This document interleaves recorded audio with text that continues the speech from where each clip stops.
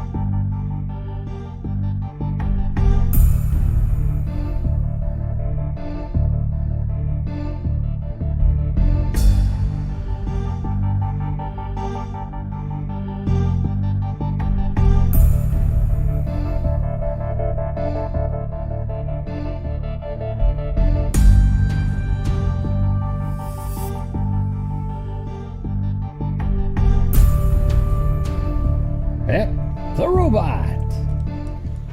Yeah. All right.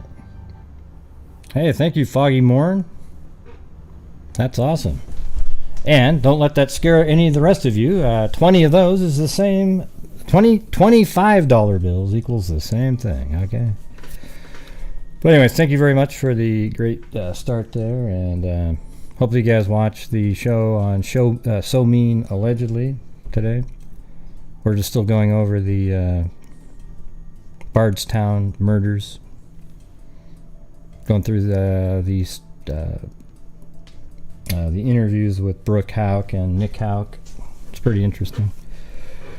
Yeah, well, I mean, we've gone over it before on this channel, but it's kind of cool to introduce it to other people that haven't followed it.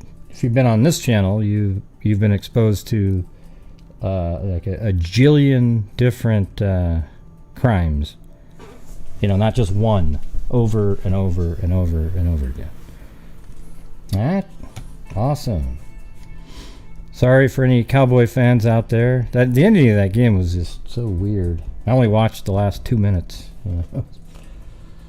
It was kind of strange. You know, a ref has to touch the ball. God.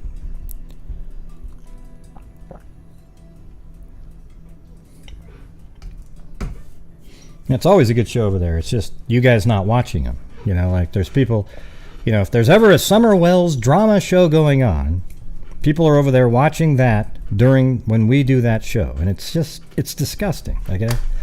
So if you're one of those people that are over there watching the Summer Wells drama and missing our show, man, get a brain. It's ridiculous. Now, if you missed it just because you missed it, that's fine, but if you're missing it because you're watching Summer Wells drama TV, then you have something wrong with yourself. All right? And that's just the truth.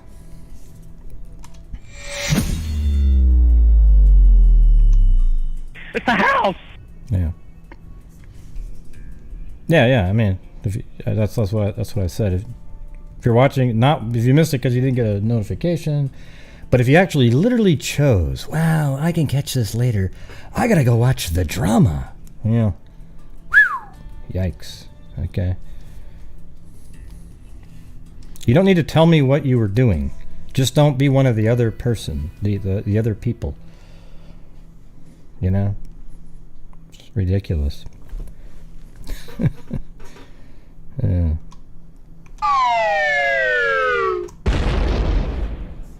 Yeah, that's the sound effect you should have in your brain if you're watching Summer Wells drama. Like this. Here we go.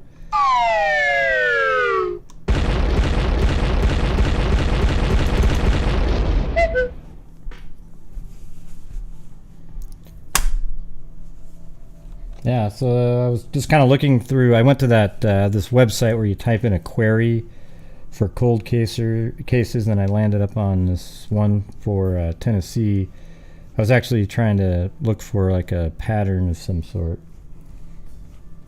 and I don't know. I landed on a couple different stories that sounded like they would be Well, I was researching one of them in the newspapers, and it came across another one. And both of them aren't solved, but it's weird how they don't seem to have them directly connected in any or many different places. I did see that one time. Well, no, the thing is, Stephen, they invent new stuff. That's what drama is all about. You know, that's why the idiots with the bullhorns go running over there and go to his workplace and scream and scream and scream, because that creates content out of nowhere. There's nothing interesting about it. Yeah. It's embarrassing.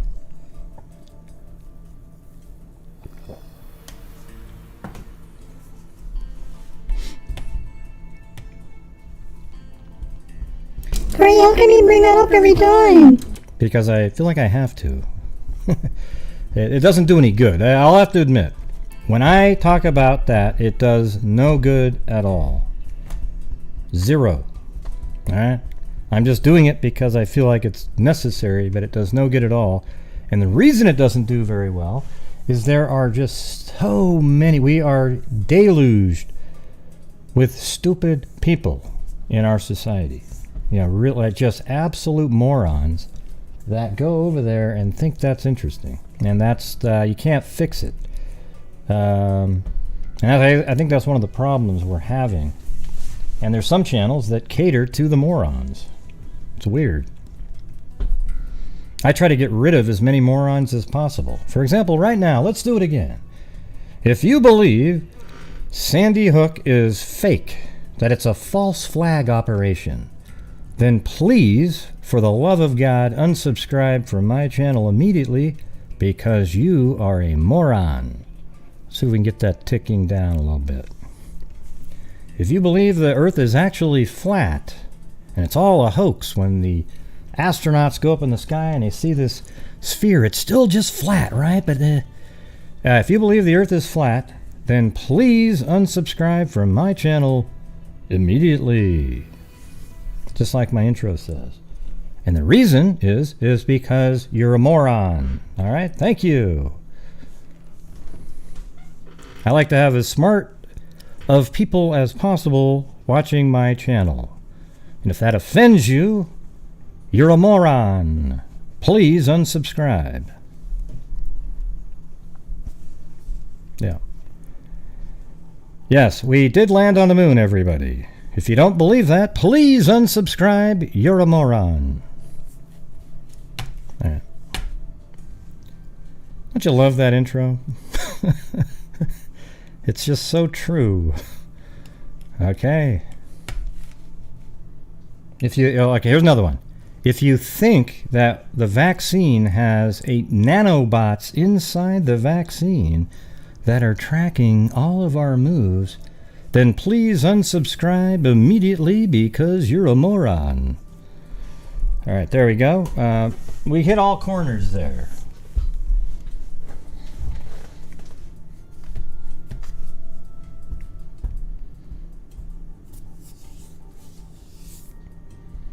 Yep.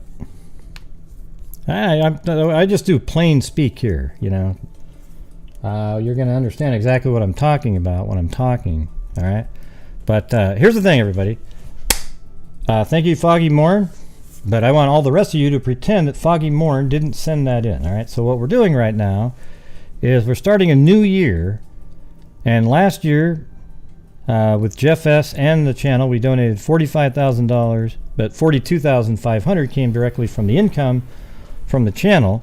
And so far, in the first 15 days, we've already donated $1,000 to 2 different charities, all right?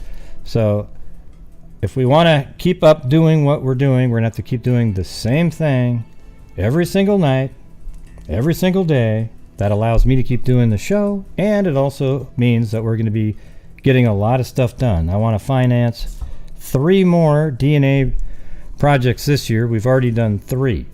So wouldn't that be amazing to have 6 under our belts? And at some point, they'll all be solved. It'll be amazing. All right. So the only way that this works over here is if you, the freaks, send in super chats or do channel memberships, and then I donate over 50% of the net revenue from the channel. And that way I feel like, it's hard to justify doing 7 hours of show, like 3 or 4 hours of show and then 3 hours putting everything together. If it was just, I do it every single day, right? So the income isn't great. It's not like phenomenal for me, but it's it's something that makes it feel like it's worth it. And then I'm sure that the charities are like, wow, because we've given over $10,000 or right around $10,000 to Texas EquiSearch and NCMEC. Okay, that's a lot of money, and I'm sure they could use that and did a lot of good things with it. Thank you, Cindy Lynn with the lemon face.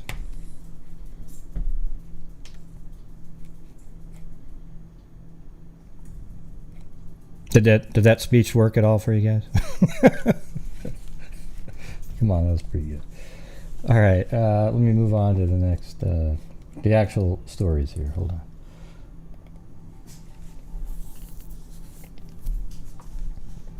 No, we do. Yeah. And the one that I'm really excited about right now is Addison County. There it is. Look at that. Quietly frozen. The greatest name. It's one of my top, I'd say, 5. There's like a few really cool names out there. I like Linda Howell, as in Linda Molden Howell, the cattle mutilations in crop circles. Although, to be honest with you, her name is her name. Where Quietly Frozen's a really cool, just something you never would have heard of before. Quietly Frozen. Gymnastics 101, thank you, and Down Under Crime Talks. Oh yeah. Yep, what we do is we just, every single night, like for example, if I brought in, let's say I brought in, this is an example, I'm going to tell you right now. If we brought in $10,000 in a month, I get taxed about 28%, so then there's $7,200. Half of that would be $36. I usually would donate about $4,000 on on a month like that. Okay, so there's a lot of other channels out there. They're just bringing in super chats, and they don't donate a nickel. Okay, because they don't want to. And that's their choice. But I'm doing this because I want to actually make a difference and get stuff done for us, the freaks, Hey, thanks, Kit Kat. Your Gypsy. Yeah, well, I think it is.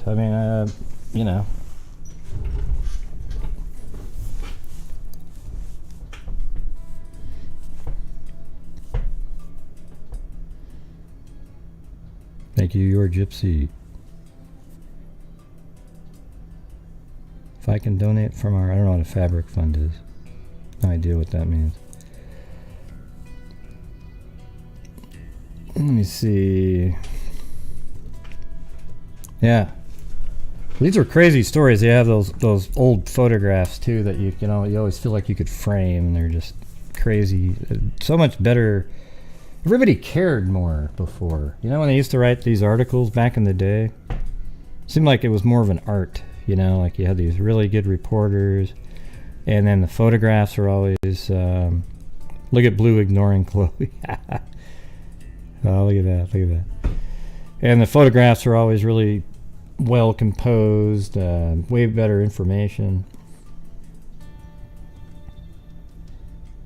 Yeah, thank you guys very much. Appreciate it. All right, and we're going to get on to the first one, and it's going to be, let's see, did I want to do that? Yeah, Kathy Jones. So as you can imagine, that could have been hard, except I realized that if I just put her age in with the name search, it would pop up with just ones related to her, and I was able to find that. Thank you, Candalee Woodward Stone.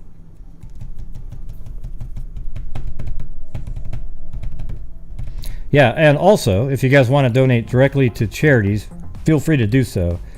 But the people that help me out on a nightly basis and everything know that they're helping the channel keep going, and the charities at the same time. So it's it's up to you, right? Like you could always just write a check to NCMEC or something, and if you send it to me, obviously the same amount doesn't go to NCMEC. All right, I'm just telling you the way it is. If you're sending it over here, you're choosing to support my channel and charities at the same time. All right.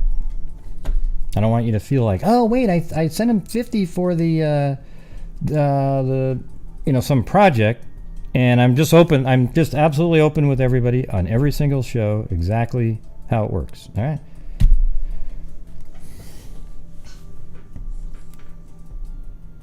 Yeah. So if you literally put on your super chat, here's $20 for genetic genealogy, it's not all going to go to genetic genealogy, and that's just the way, that's how it works. But if you send in 20, I would say at least 8 goes to genetic genealogy, because then there's taxes and then, all right.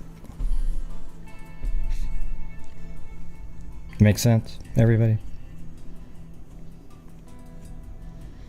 Yeah, nowadays journalists, all they really do is it's like a political theater, like, oh, hey, let's just see what we can try to sell to people, and it's just sort of this crazy time that it's embarrassing. I think they should start over again. I don't even know if there's anybody left that knows what they're doing. Gray Hughes Loving Cat says hi. Is your cat saying hello to me, Cindy Leon? Thank you, Sandra Holford and Lori Fisher.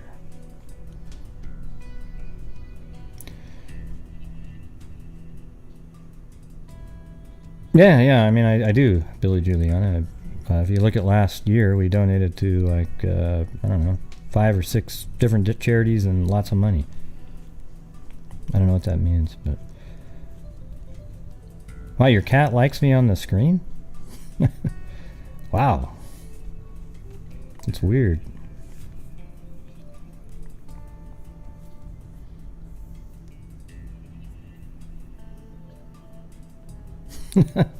She curls right up to the phone.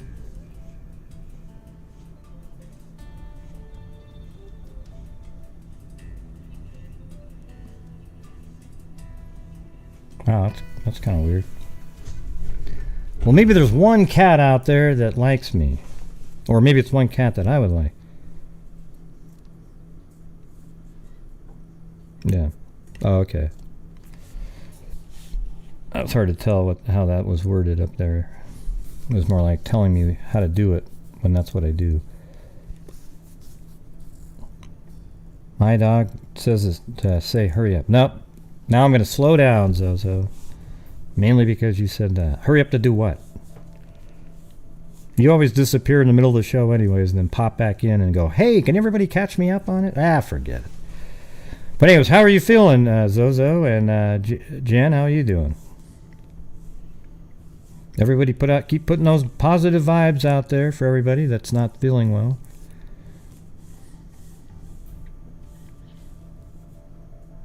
Yeah.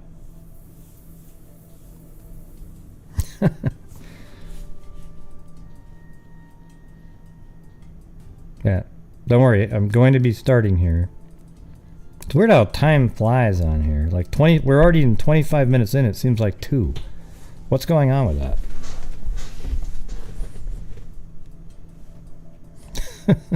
And oh wait, but if I had COVID, Zozo, I wouldn't taste anything. Isn't that weird?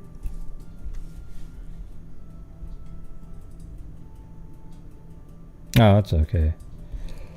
Billy Juliana. I just couldn't tell what you were saying. Okay, now we are ready to go. Here we go. This is Kathy Jones, so that's like a really common name just in general. And I barely know anything about these. I just kind of had to keep trying to track down as many. It seemed like they were varying and different in order. Oh, I'm sure you will, Jen. No doubt about it. You have to send me a picture, though, in the middle here. That'd be funny. Hell yeah.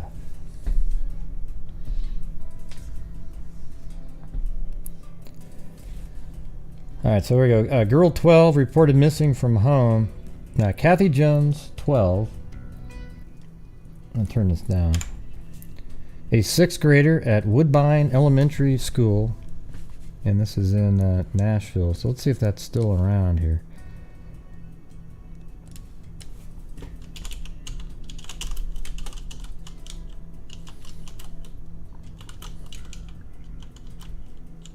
Probably, I bet it's not. A lot of places had their school names changed. Oh, there it is. Woodbine. No, there it is. Right there. No, that's Whitsett. Woodbine is right here. Woodbine School. So that was probably it.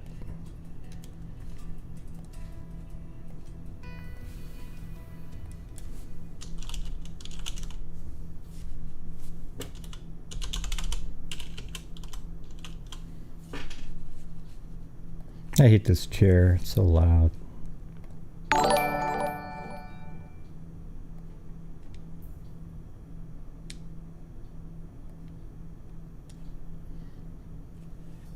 Oh, it's Sandy Lee's birthday?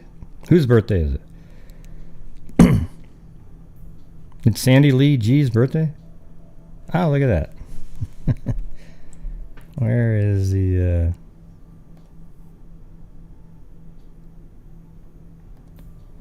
Alright, we'll have to get Mary Lou on that. Hello? Yeah, I said your name. You gotta sing happy birthday for Sandy Lee G. I do, gee. You're gonna cry?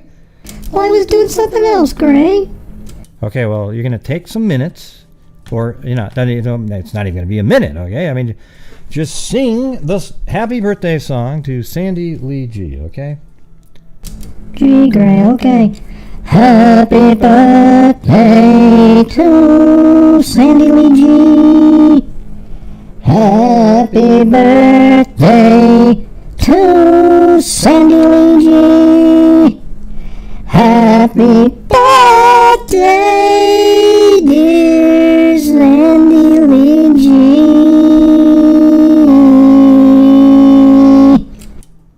Hey, isn't that what you always say anyways? You always say G like that?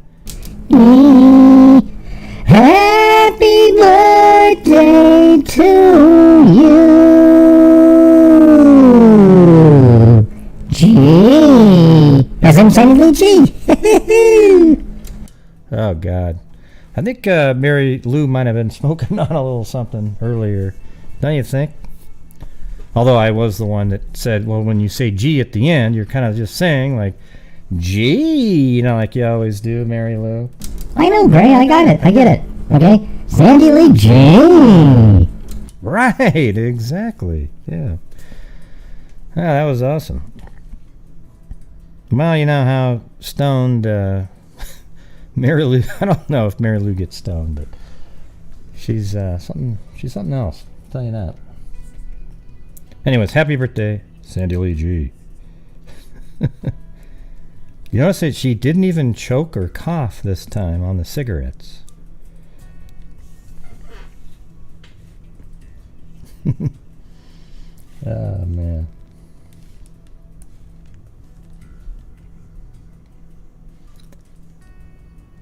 Oh, yeah, so now we even have the home, 304 Ludi Street.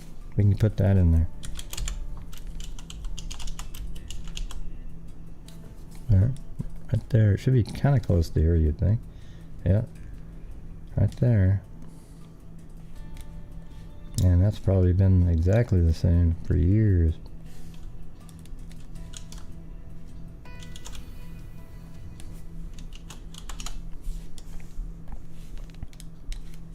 Let's take a look. So that's where she lived. And then went to school right over here.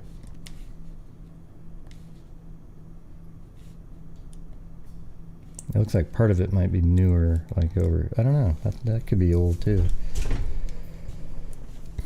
So that's the school. Alright, so here we go. Let me see. Kathy Jones, 12, a 6th grader at Woodbine Elementary School. has been missing from her home at 304 Ludi Street since Saturday night, her mother said last night.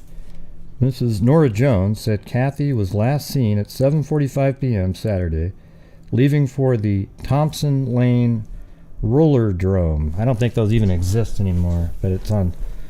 Is it like a skating rink on... let's see. Thompson Lane. Yeah, if that's still in there, I'd be shocked. No.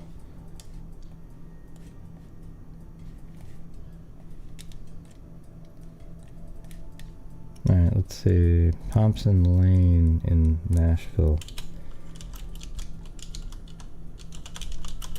Once we get all these lined up, we'll just be able to get through the...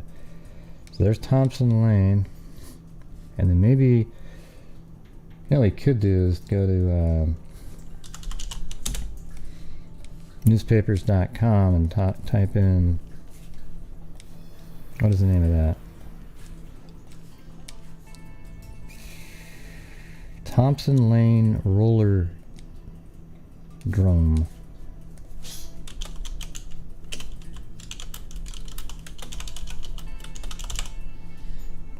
Alright, and then we can type in be like 1965 to 1975 Nashville,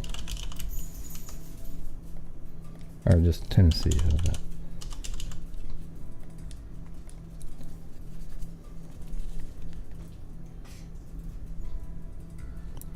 Yeah, see, that one is about her. How about, let me get rid of it. I'll do like 1968. That way you might see like an ad in the paper. Oh, there you go.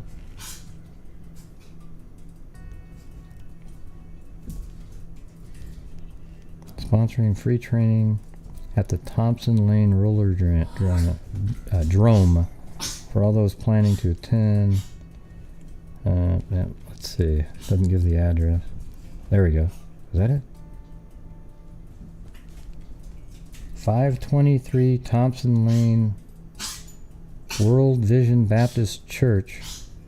523 Thompson Lane, and then it says like over roller drone. So is that like on top of the roller drone? Let's see, 523.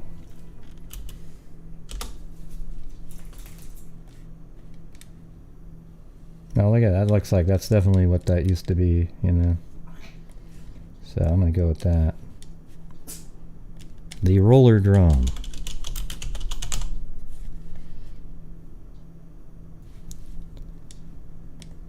Yeah, we'll just call it that. Awesome. So does it all make sense geographically? Yeah, I mean, she just lives right there. Roller drum, school. Almost in an absolutely perfectly straight line there. Hey, thank you, Mrs. Ryan. See, isn't that cool how you can find weird crap like that out there on the internet?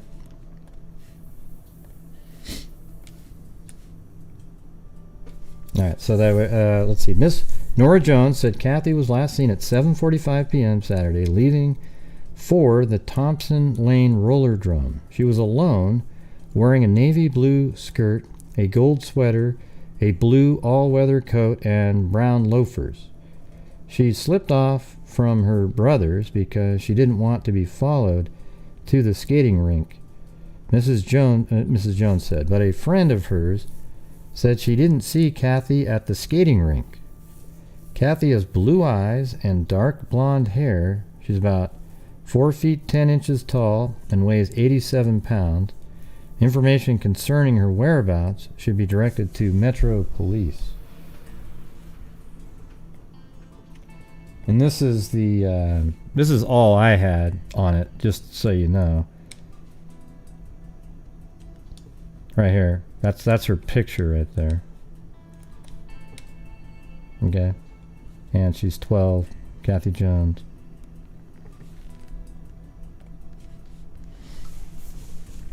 Let's see. So she slipped off of her brothers because she didn't want to be followed. And she was going to the skating rink, but a friend of hers said she never made it there. Kathy has blue eyes and dark blonde hair. She's about 4 feet 10 inches tall and weighs 87 pounds. So this is December 1st, but I think it was on the 28th. So let's see, what night is this? This is Monday. So then the 30th of November would be Sunday. And they said this was on Saturday night, so that would be the 29th of November. Yeah. All right.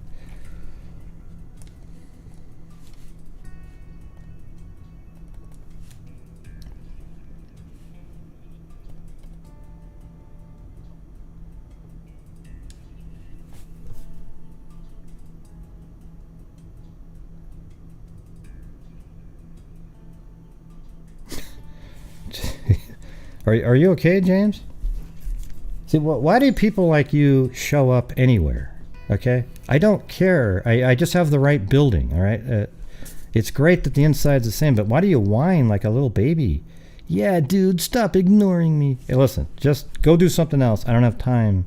Let me just get through the stories, all right, without interrupting and being a jerk. Thank you. And watch, you'll come back. Oh, man, yeah, the guess. Right. Isn't it amazing? You can't even do one show without some clown showing up and getting upset about nothing. You know, I don't care if it still looks the same inside. I just want the building. She never even made it to the building. So who cares what it looked like inside anyways? Yeah. Well, because I live there and I want to let everybody know that I live there, and let me tell you all about everything that's inside the building. Well, I don't care, so go tell somebody else, all right? All right, missing girl hadn't skated. Kathy Jones, 12, missing since 7:45 Saturday when she left her home for the Thompson Lane Rollerdrome. Never arrived at the skating rink. So why do we need to know what was inside it? Well, we don't, the girl's mother said last night. Mrs. Nora Jones of 304 Ludi Street said a number of her daughter's skating companions telephoned her yesterday in response to a story about Kathy's disappearance, which appeared in yesterday's Nashville Tennessean. The children said Kathy never got to the skating rink. Mrs. Jones said, "We thought she disappeared after she left the rink that night, but it looks like it was much earlier." Hey, thank you, Brenda R. Yeah, man, that must have been really frightening at that point. 2 months of freak. I guess it wouldn't really matter what. Mrs. Jones said Kathy was last seen. 2 months of freak. All right. Thank you. Mrs. Jones said Kathy was last seen when she left her home alone Saturday night. She was wearing a navy blue skirt, a gold sweater, a blue all-weather coat, and brown loafers. A sixth grader at Woodbine Elementary School. Kathy has blue eyes and dark blonde hair. She is about 4 feet 10 and 87 pounds. Just really tiny.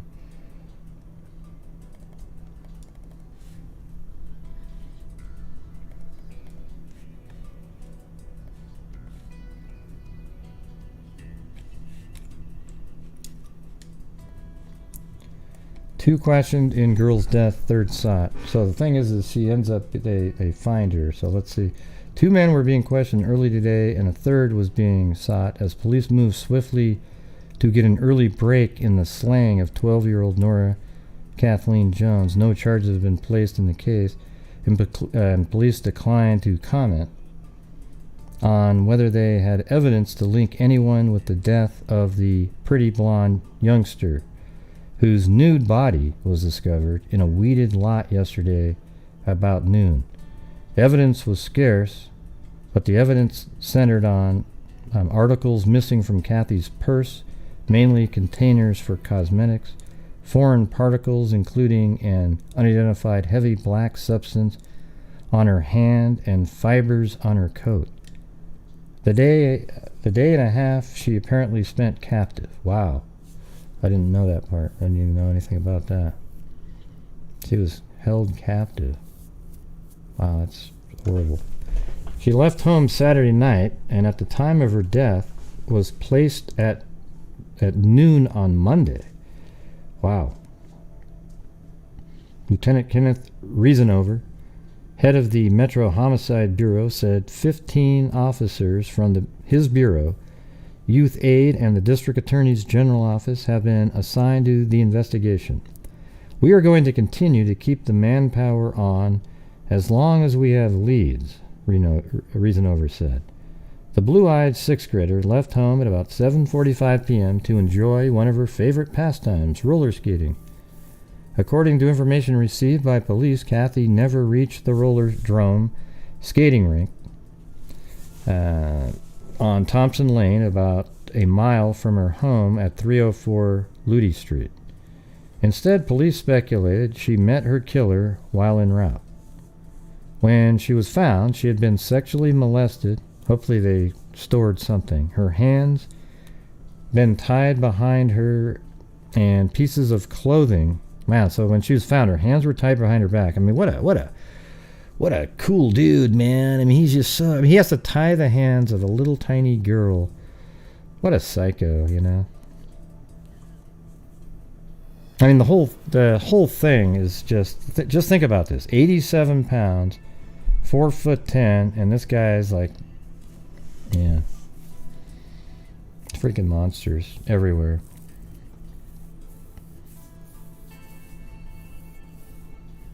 Now, when she was found, she'd been sexually molested. Her hands had been tied behind her, and pieces of clothing, including a sock, had been stuffed in her mouth. Oh, jeez.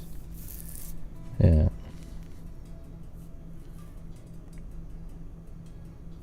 Yeah, that's brutal right there. Dr. Michael Petrone, a Metro medical examiner, said she died of suffocation about noon Monday. Wow, from that sock. The sock, which had been stuffed in her mouth, apparently became lodged in her throat, police said. Wow. Reasonover said the superficial wounds found on her neck and abdomen appear to have been made by a dull knife, razor blade, or some similar object.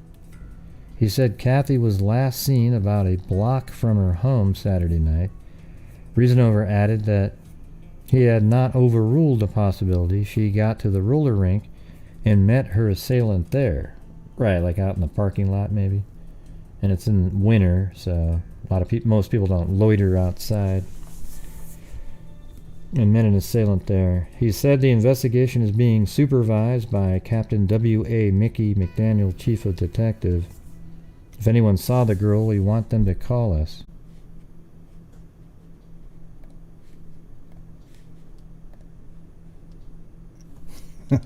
I don't know if anybody can see me, but I don't know, some kind of a weird to flicker shut everything off.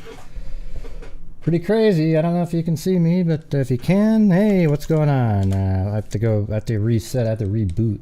So hopefully it's working. Let me see. I can have to go check. There we go. I'm sure everybody left. You know how people are. They can't wait around. Let's see. Oh, look at that. There's still 129 people. Can you guys see me? Let me know if you can see me. Okay, good. That was so weird. Everything turned off here. And wow. I have to like reopen everything up, and oh man. Hopefully, did I save that? I think I did save that on Google Earth. Well, it's blurry because you got to reset your setting. I don't know what that had nothing to do with why it turned off. The power actually flickered in the house, and things just, even though I've got surge protectors and backup power supply, it didn't seem to matter. But thanks for the ones that stayed around. That was cool. I mean, as you guys know now, I try to make my way back. And now I'm onto the same stream, too. I didn't have to, like, start a new one, which would have been weird at that point.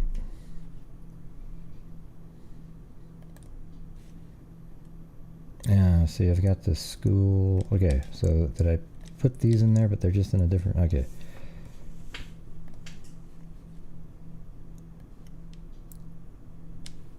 Okay, so those two. This one goes into there. And it was Willard School Home. There. Alright, well, we got everything. I think that's working. What else do I need? Oh, I need my music. Hey, thank you. That was kind of freaky. Get it? Freaky? Hey, that's the other song.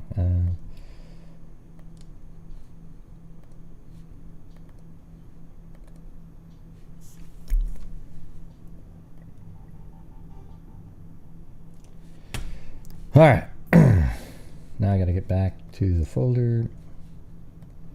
And I think we're at kind of getting near the bottom of the third article, I would imagine.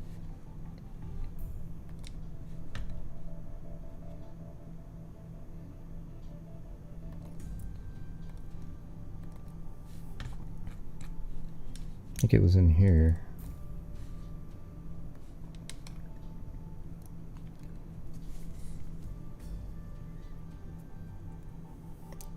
Okay, so she died of suffocation about noon. You gotta look on that one now. When she was found, she had been sexually molested. Her hands had been tied behind her back. Pieces of clothing, including a sock, had been stuffed in her mouth. And then that's right, she died from suffocation because the sock was pushed down in her mouth and got stuck in her throat. He said Kathy was last seen about a block from her home Saturday night. Reasonover added that he has not overruled the possibility she got to the roller rink. Okay, I think we got to there. He said the investigation is being supervised by Captain W.A. Mickey. If anyone saw the girl, we want to hear from them. As one group of Metro detectives was rounding up suspects, another group was trying to determine where Kathy spent the last day and a half of her life. After determining that foreign substance on Kathy's hand might have come from a tar paper building, police moved on a shack off Thompson Lane, but found that it had burned last week. Thank you, Foggy Morn. Very kind. Thank you. Another cat eye. Folded hands, folded hands, folded hands. Thank you. And Sherlock Hemlock. That was kind of freaky, says the head freak. That's right.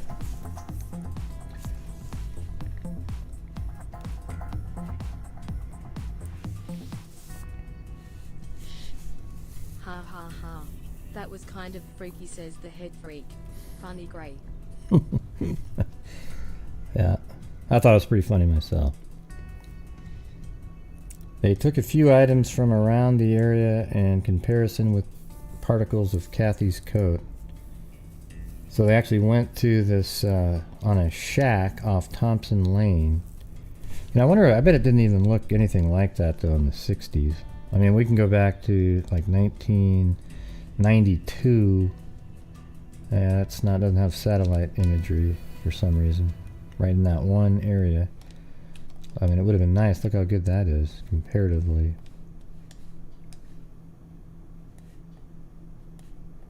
Kind of just cuts off right there. But, yeah, it looks pretty similar. And that's 1985. So, looks like it's still pretty dense, but you can see they filled in some of those areas. Actually not. That was just a cemetery, it looks like, or something with... Kind of looks like a cemetery. I don't know if it is or not. No, it's actually a business park. So, never mind. Alright. Oh wait, we need to wait for the experts. No, I live right there! It's actually a...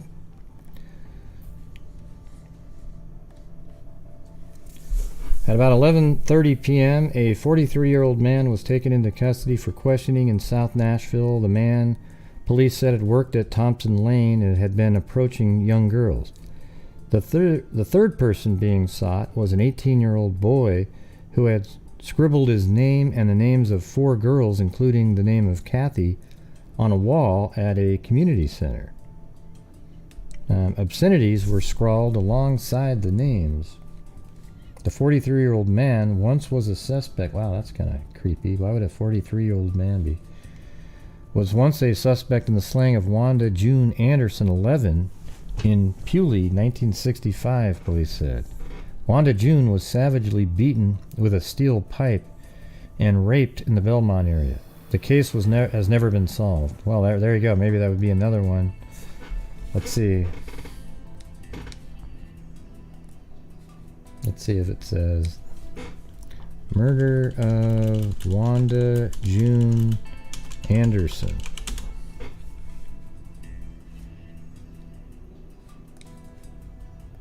That's a 2020 article on it. Savagely beaten. Right, the brother-in-law savagely wanted shows Metro homicide officers the spot near where the victim had been beaten again and raped at the home in the Belmont area, July 16, 1965. The 11-year-old victim died of massive head injuries.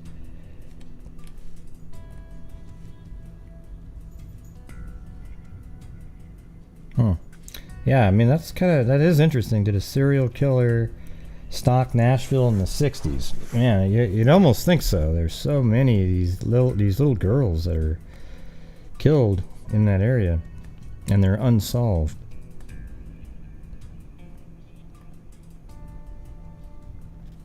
Oh, it was the same one. Okay.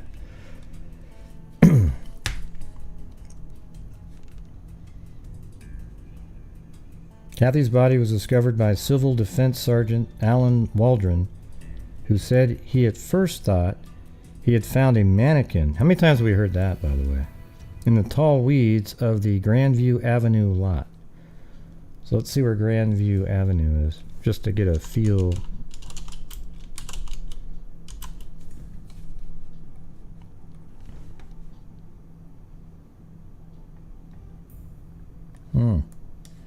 So that's Grandview Avenue, which is actually pretty close to her house. Weirdly, she's right there.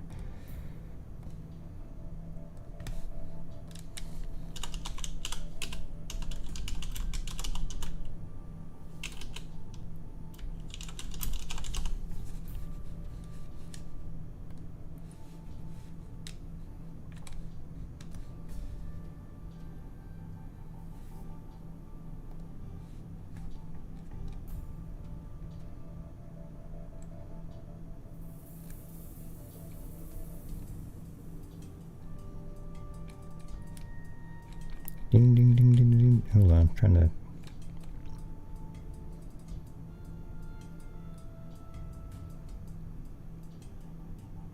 Oh, did everybody make it back? I don't know.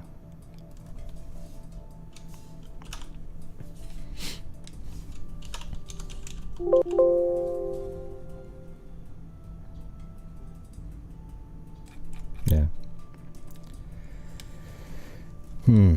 That's sort of interesting there, and the homes here in between almost. I mean, it's on this road right there. I don't know if it continues. Yeah, that's it. So, makes you wonder. Yeah, it's never a mannequin. Yeah, you don't see a lot of mannequins out in the middle of the forest, you know what I mean? Not that this was in the middle of the forest, but, you know, you see these guys driving through the woods. Oh, I thought it was a mannequin. Waldron's discovery ended a 3-day search for the girl who normally stopped at the Thompson Lane donut shop on her way to Roller Drone. So, man, so she was probably right here.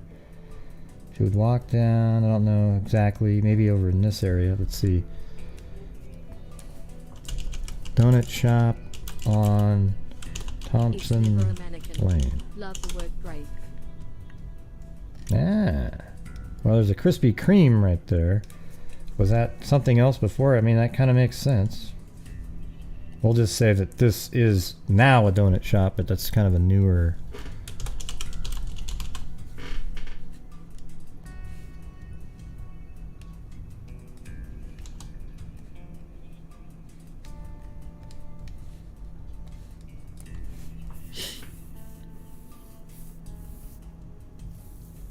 She did not visit either place Saturday, so she never made it to the donut shop or the roller skating rink.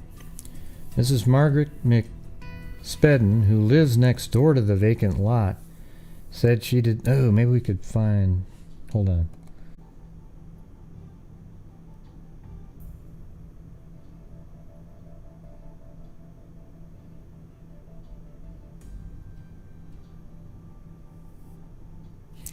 Well, it looks like I have excellent connection now on here.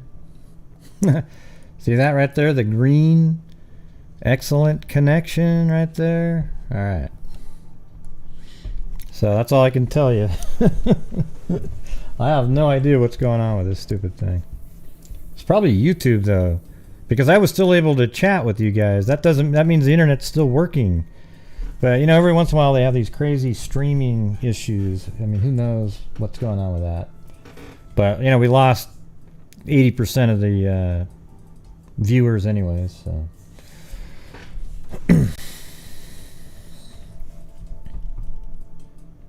Oh, yeah. So, anyways, the next sentence down actually had her address in there. 2804. 2804. That lady, the one that was right next to where the body was found.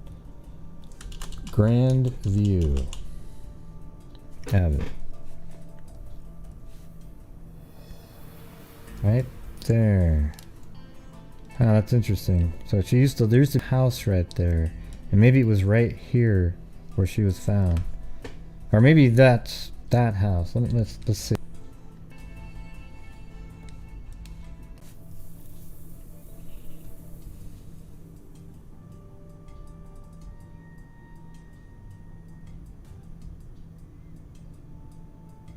I don't know what's going on, you guys, with the buffering. No clue. I don't know if any other YouTubers are having the problem, but I am.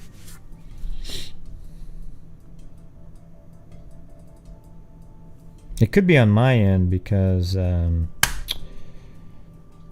know, I did have that weird power something going on, but I don't know. I don't think nothing's turned off or anything. Everything is working now. My modem's working.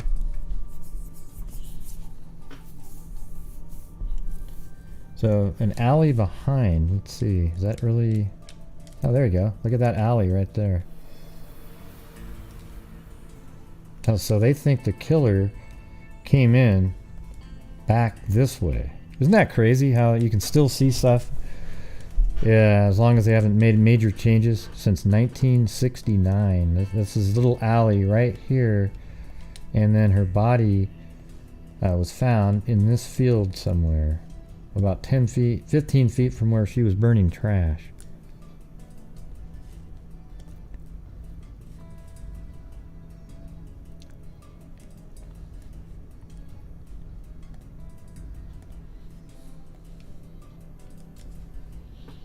An alley behind Mrs. McSpedden's home is the approach police believe was used by the killer to dispose of Kathy's body. I believe she was assaulted somewhere else and the body brought here, but I bet it was close to there though, said homicide investigators.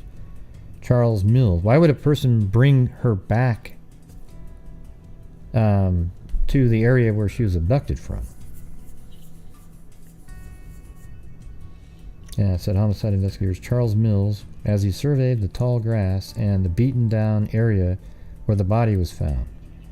As word of Kathy's death spread through the neighborhood, youngsters began talking of incidents that have occurred in the past and that might be linked. One girl told newsmen someone attempted to rape her 8-year-old sister a few months ago, and another girl said a man driving a green car had attempted to pick her up a few weeks ago. Police said they have no evidence any of these incidents are connected with the death of Kathy. Kathy's body was taken to Ellis Funeral Home, where funeral arrangements were complete last night. Survivors include her parents, Mr. and Mrs. William R. Jones, 2 brothers, Ricky 10, Kelly 5, grandparents. So that's how you can do like genetic genealogy right there. Like when you do a story like this and you're trying to put a family tree together, you find articles like in the obituaries that list all the family members' names, and then you can build out trees doing that. Obituaries are a big help for sure.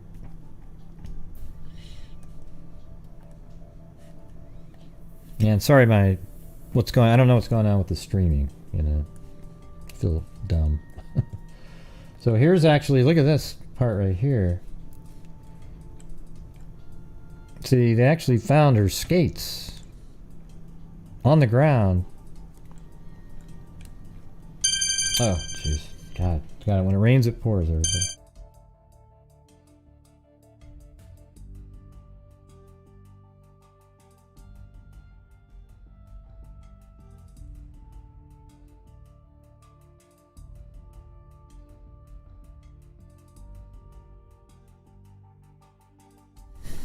Jeez.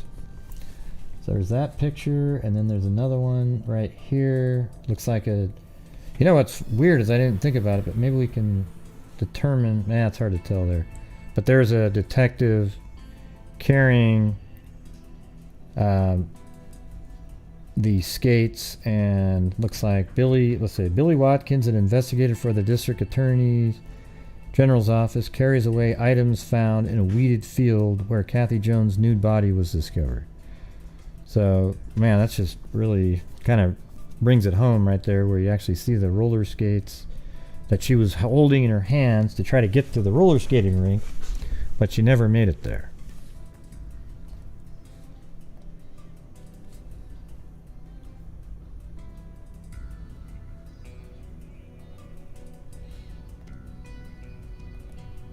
All right, in that same newspaper, there was another article. So, a pair of skates flung over her shoulder. 12-year-old Kathy Jones set out from home at 7:45 p.m. So that, in the wintertime, it's absolutely dark out at that time. But back then, people used to be able to do that. So she leaves home at 7:45 p.m. Right there.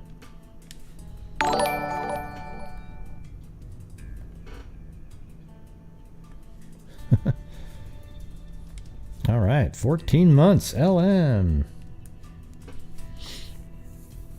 12-year-old Kathy Jones set out from home at 7:45 p.m. Saturday for a 20-minute walk to a roller rink. Declining her mother's offer of a ride, the girl is described by some as a loner. See, isn't that weird? Declining her mother's offer of a ride. Isn't that just that just must be horrendous for her mom.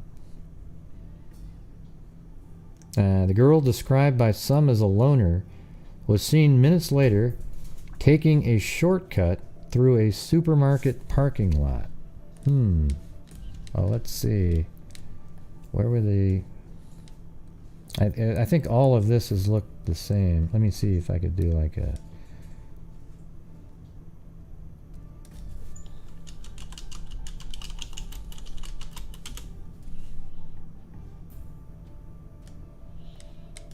Okay, well there's a... Maybe that's a supermarket. That's not... That wouldn't make sense, but this might be a shortcut. Anything... There's one over here. That doesn't make sense. You're trying to get here. This one kind of does, right? Let's see if it looks like an old building. It's been there.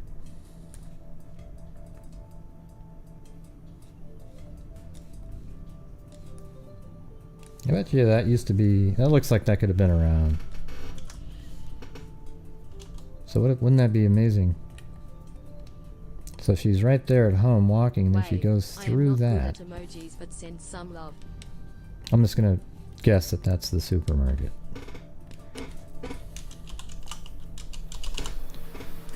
Man, this chair is so loud. It's ridiculous. Hey, thanks, LM.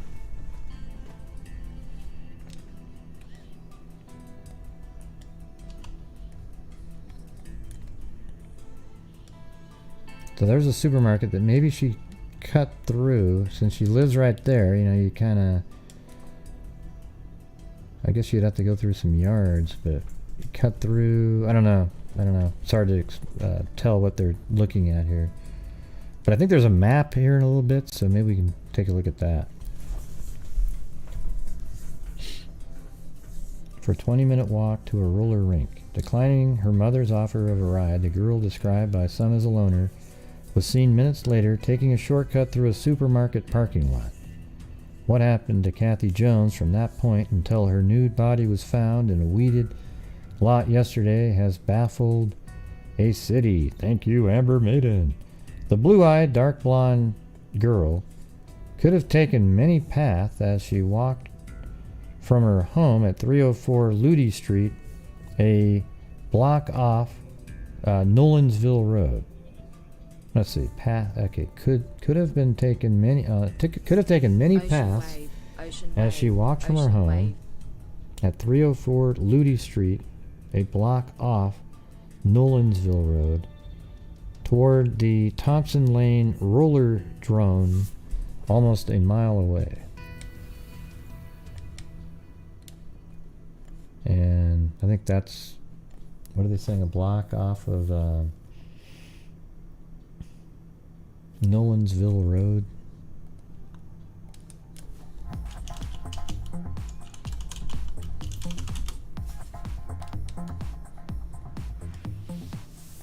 Okay, that's that one.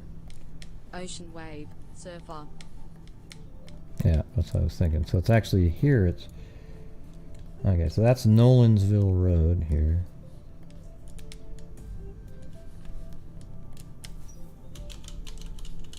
Thanks, Eugenie. Ocean wave, ocean wave, ocean wave. Alright.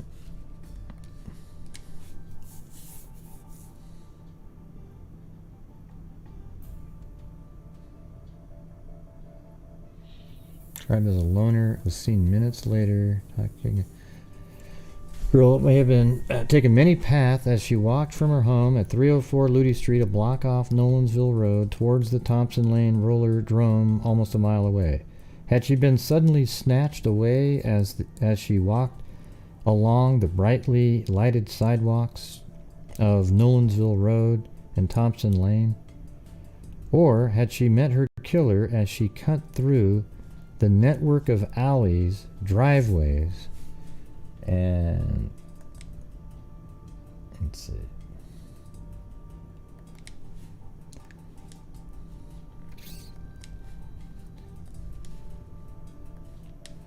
And parking lots which lie behind those heavily traveled arteries.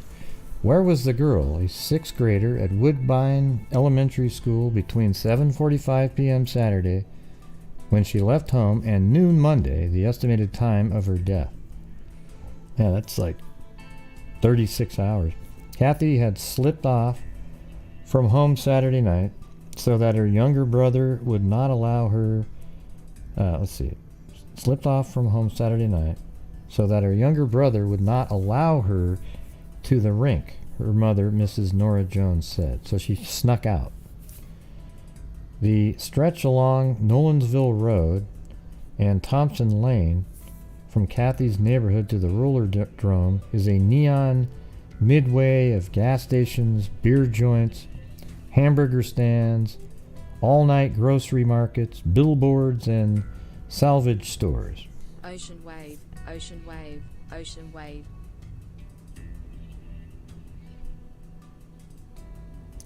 Thank you, no place like home. What's going on? Are we having issues here again, or?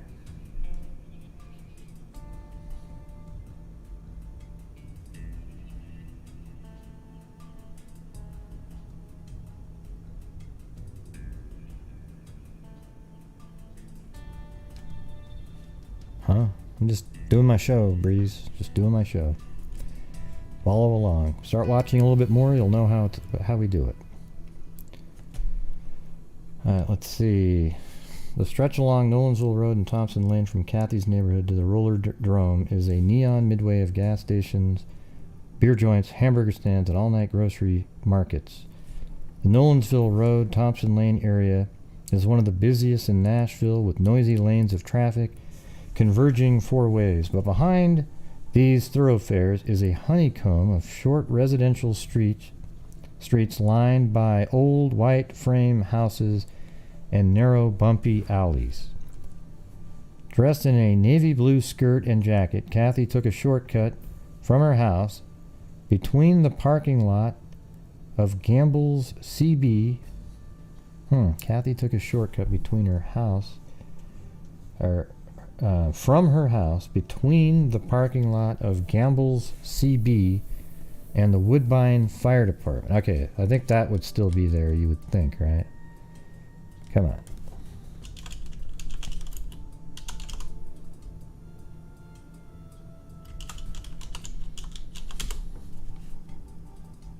Oh yeah, boom, right there. That's got it. That was obviously still been there, and that's right in the spot. So this is cool, isn't it? I mean, this article is awesome because it's gonna go through every single thing. So that makes sense. Right through there, and there's probably a. Let's save this.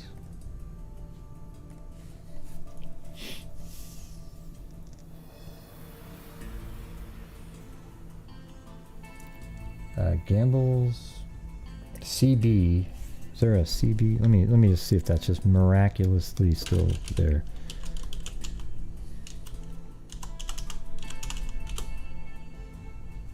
No. Oh, look at that though. No, those aren't the same. So it's probably like one of these buildings right here, something like that. Although, let's see, that looks like a relatively newer, looks like it changed, had a totally different look to it back here. That was 1997. So a lot of this stuff wasn't there. So, but I think the fire department is accurate just based on how close it is to the home. It makes sense.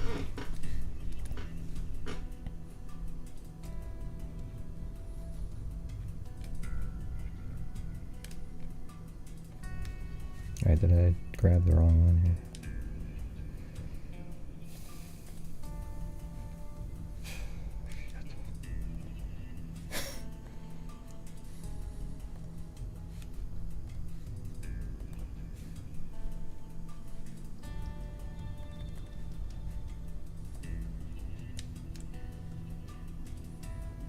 But behind those, okay, dressed in that.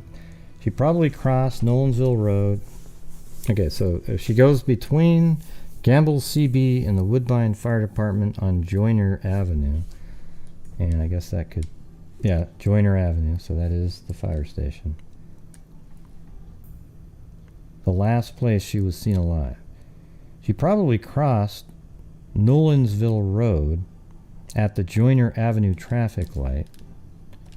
So let's just try to map out how she went. Boom, boom, boom, shortcut, bang, cross to there, and we're gonna put 4. There we go. So that's where we're at right now. Are you with me? Are you with me, everybody?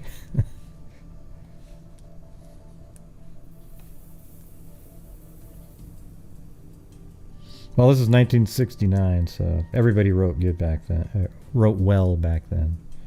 I wouldn't have been one of the people. She probably crossed Nolensville Road at the Joyner Avenue traffic light. From there, she may have walked along Nolensville Road to the Thompson Lane intersection. Right, there we go. And so they're saying maybe, well, hold on, let me get to this one. And from here, we can go, and this is Thompson Lane intersection.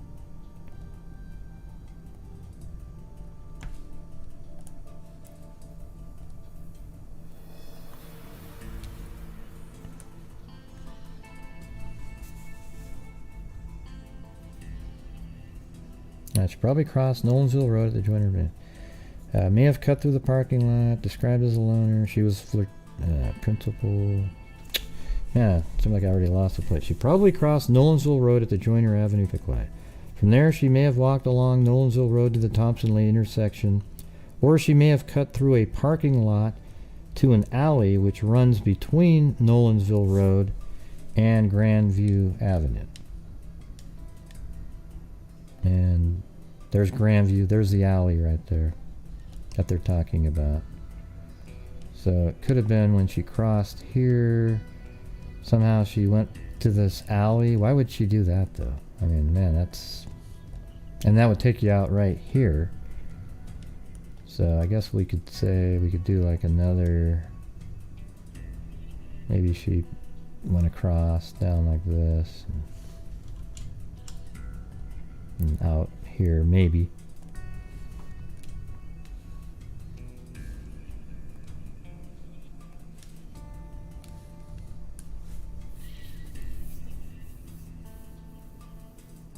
The alley beside the vacant lot where her body was found, right. See, and then she's found right there. So it's just, it seems like the person must be from right around the area.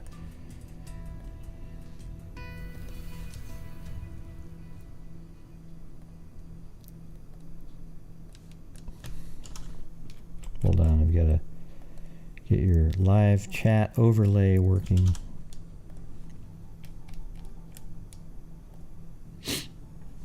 Alright, now I can click on comments.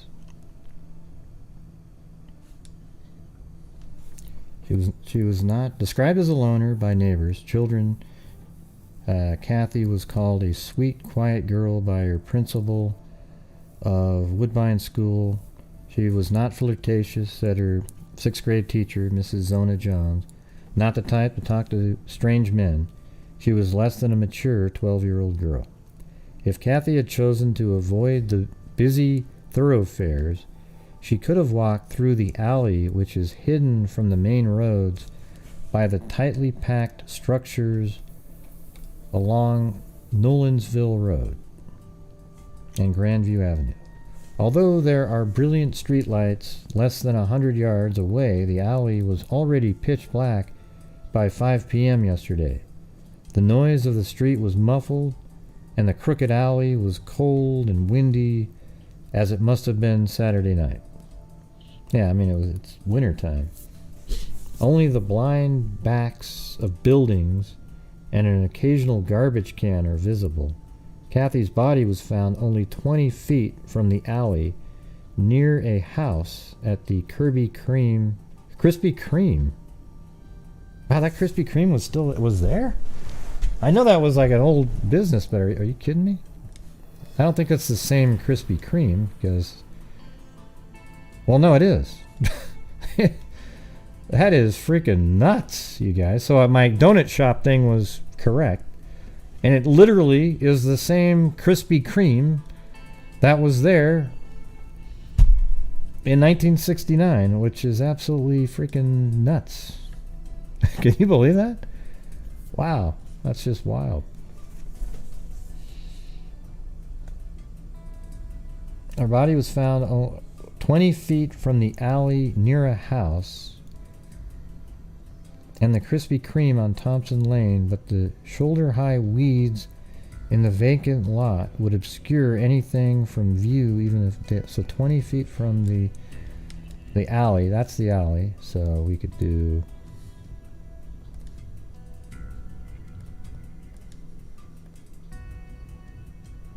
Yeah, so somewhere just not far away.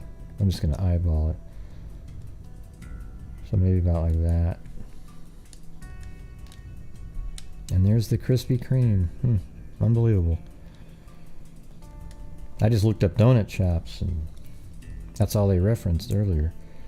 Kathy's body was found only 20 feet from the alley near a house and the Krispy Kreme of Thompson Lane, but the shoulder-high weeds in the vacant lot would obscure anything from view, even in daylight. Kathy Jones was a well-behaved student with a good mind and lived in a quiet neighborhood. Some who knew her said the paths she could have chosen for her Saturday night walk were many and varied, but whatever one she took led to her death. I go with my children every time they cross the street, said a Woodbine mother as she picked up her children yesterday at the school Kathy had attended. A neighbor of the Jones family, she appeared shaken by the news of the girl's death. Some say I'm foolish, but I think it will pay off in the long run. You just can't live anywhere anymore. Yeah. See, it's weird how people say that in every era when that stuff happens.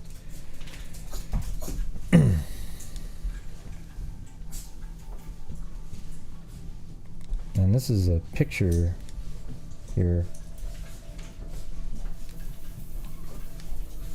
So, hold on a second. My wife just got here.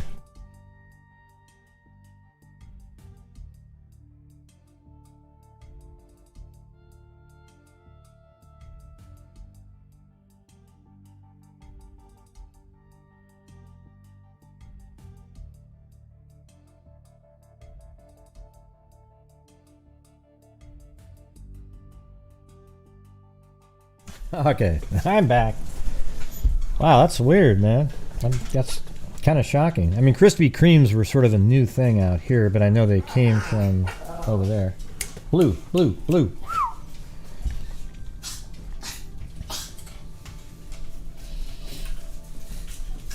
So apparently this is where these weeds, which have been flattened by investigators, yield the body of Kathy Jones, who had been missing for 3 days. Now, is that the Krispy Kreme right there? Man, it almost looks like I could see it. Now it says something. What do you think that says? What are you guys seeing right there? Super, like superettes or something, or yeah. Let's see if we can see a building that looks like that right around here. But it's, you know, probably not likely because there's been a lot of building going on around there.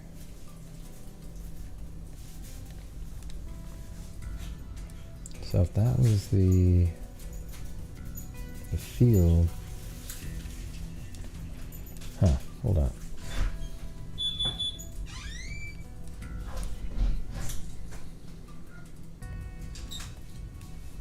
I mean, this is almost where she was found, like right around in there.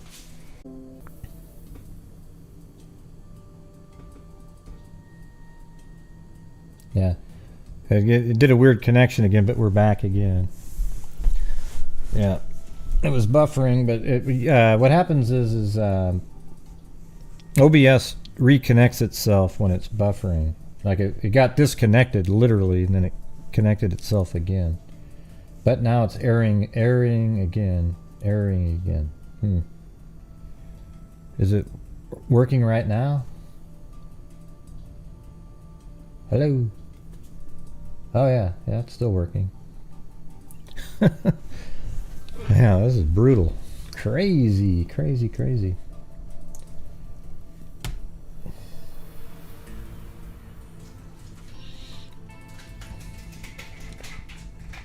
Okay, well anyways, we're right in the right spot here.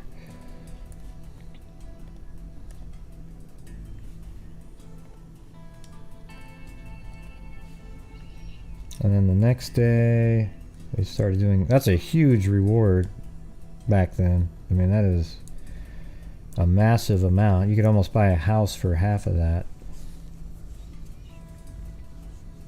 I bet that's probably worth almost like $80,000 today. I mean, let's see. $5,000 in 1969. And now it would be worth, $37,000. So not quite as much as I was saying. But that's a lot of money. And houses were a lot cheaper back then. I mean, like, for example, you can buy a nice house for $100,000 in some parts of the country. But over here, it would be like I don't know what the deal is in Portland. You'd think the prices would be dropping dramatically because of how idiotic the politics are here. But, that would... there isn't any for that price, There's none. Zero. That kind of just depends, I guess. Alright. The reward is $5,000. We are doing everything possible to solve this case, said Detective Lieutenant Kenneth Reasonover. But we need a lot of help from the public. Police now say they believe Kathy, last seen Saturday night when she left home alone to try out a new pair of roller skates, was held captive and tortured for some 24 hours before finally she was suffocated. They did incorrect language there.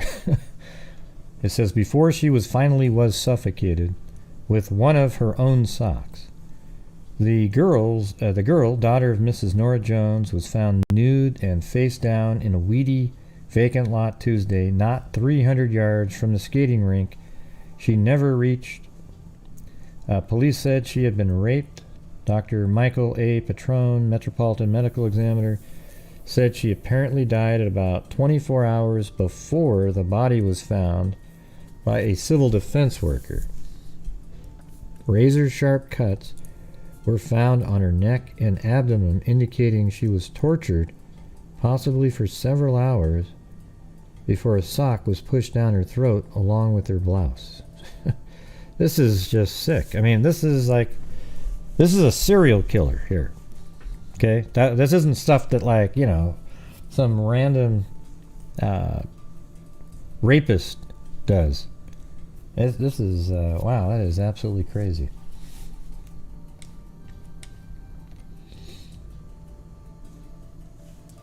And then it kind of died down for a while. In 1972, man reported suspect.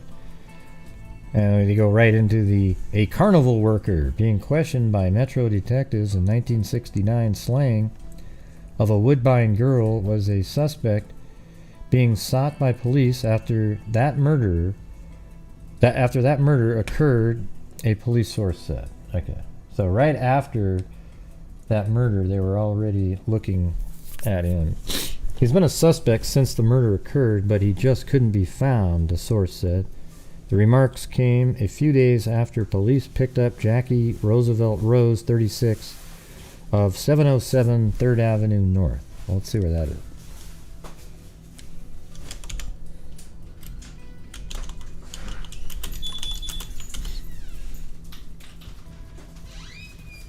Alright, so that's where this person lived. I don't know what it was then. It looks like it used to be maybe it was an apartment building, and now it's something else. But Jackie Roosevelt Rose.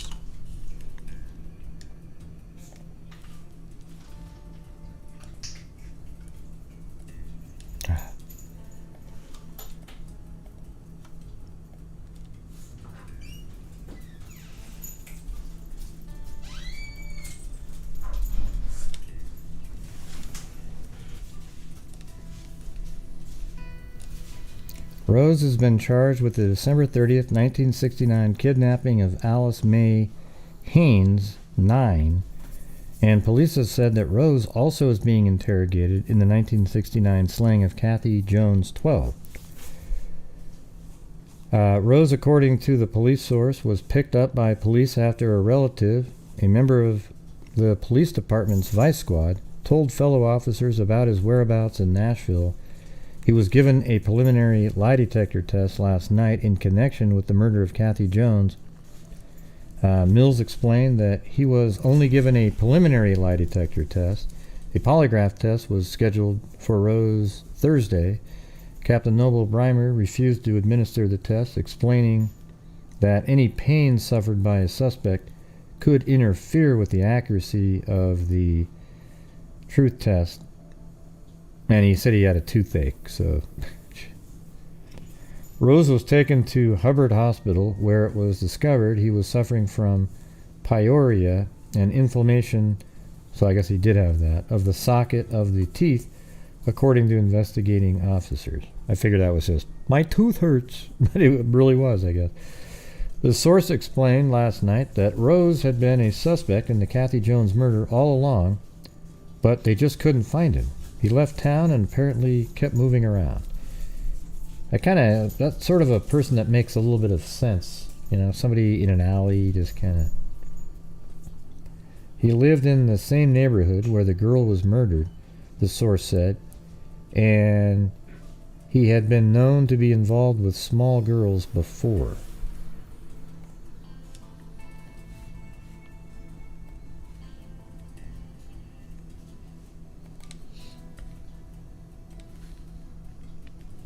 Yeah, and then there's this really... I have this in here because this is 1975, because there's these other names in 75. These ones weren't solved, so I thought maybe at some point we can take a look at these and see what's going on with them, because they haven't been solved apparently. Dorothy Ann Distelhurst, 1934. I'm sure that would be an interesting one. 1939 for Marion Ellis. And then Wanda June Anderson, 11, 1965. Reba K. Green, 14, 1966. And then Kathy Jones, 12, 1969. I remember reading just a little bit right over here. This Dorothy Distelhurst, I read over here. And it says, Dorothy Ann Distelhurst's eyes had been burned out of her face, mutilated with acid. Her body apparently had lain in a corrugated pasteboard box for several weeks before the killer buried her. I mean, what's going on? Just psychos everywhere. I'm going to actually take this and put it for maybe tomorrow. I got to look into these now.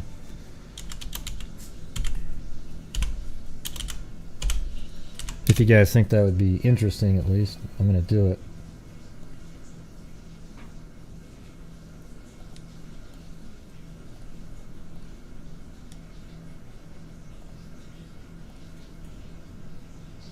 Well, actually, I don't really ask you first. I just do them.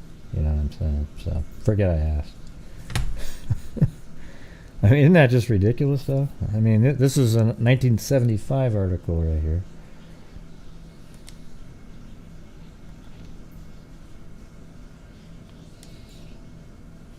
All right, then another article, 1975. Kathy Jones killing yet a mystery. So I guess that other guy didn't turn into a very good lead.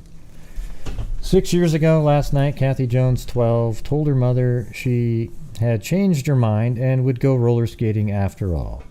But because the family automobile had a dead battery, her mother could not drive Kathy as usual. Well, that was left out of the early articles, as if it was a decision she made. So the girl decided to walk to the roller drome. The roller drum. I never see that word. You don't see that. I keep thinking roller dome, but a drome skating rink only a few blocks from her Woodbine home. With boot skates in hand, Kathy started out, but returned a few minutes later.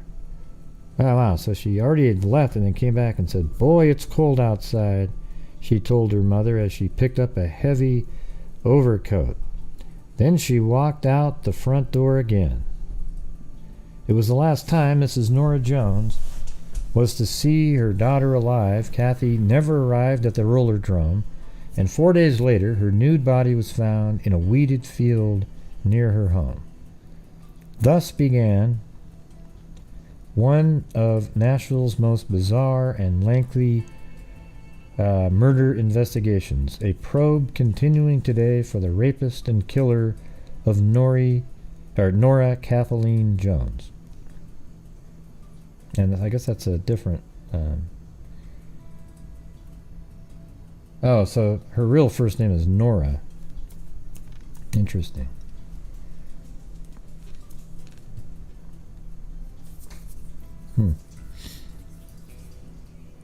The search persists despite 3 confessions to the crime.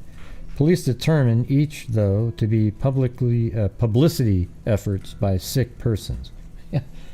Yeah, it's like, who the hell confesses to sick crimes?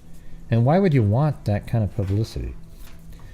We usually get 4 or 5 leads a year, said Metro Detective Charlie Mills. We always follow up the leads in hopes they will give us the clue we need. For 6 years now, a murderer has been walking around free. It must be on his conscience. Surely he is bothered by it. But Kathy's mother is not convinced the memory of her daughter's murder haunts the girl's killer. I don't think it does either. I think that's what he does. She explained in a recent interview. She said, "I just don't know how somebody got by with it. It has to be somebody who has no conscience, or someone with no religious belief at all." Well, there you go. Mrs. Jones believes Kathy was killed by someone she knew. She thinks her daughter got into a car with someone she trusted, who offered her a ride to the roller drome. Somebody that knew. I see. That's what I was thinking. That's why early on I thought it was interesting how close it is to her house. It just doesn't seem like, it's somebody that lives right around in that area. And the first thing that flashed in my mind was somebody that actually lives at her house. Because it's just right there. But I don't think it's somebody inside the house, but maybe it's somebody that, I don't know, it has to be an adult, right, with the car?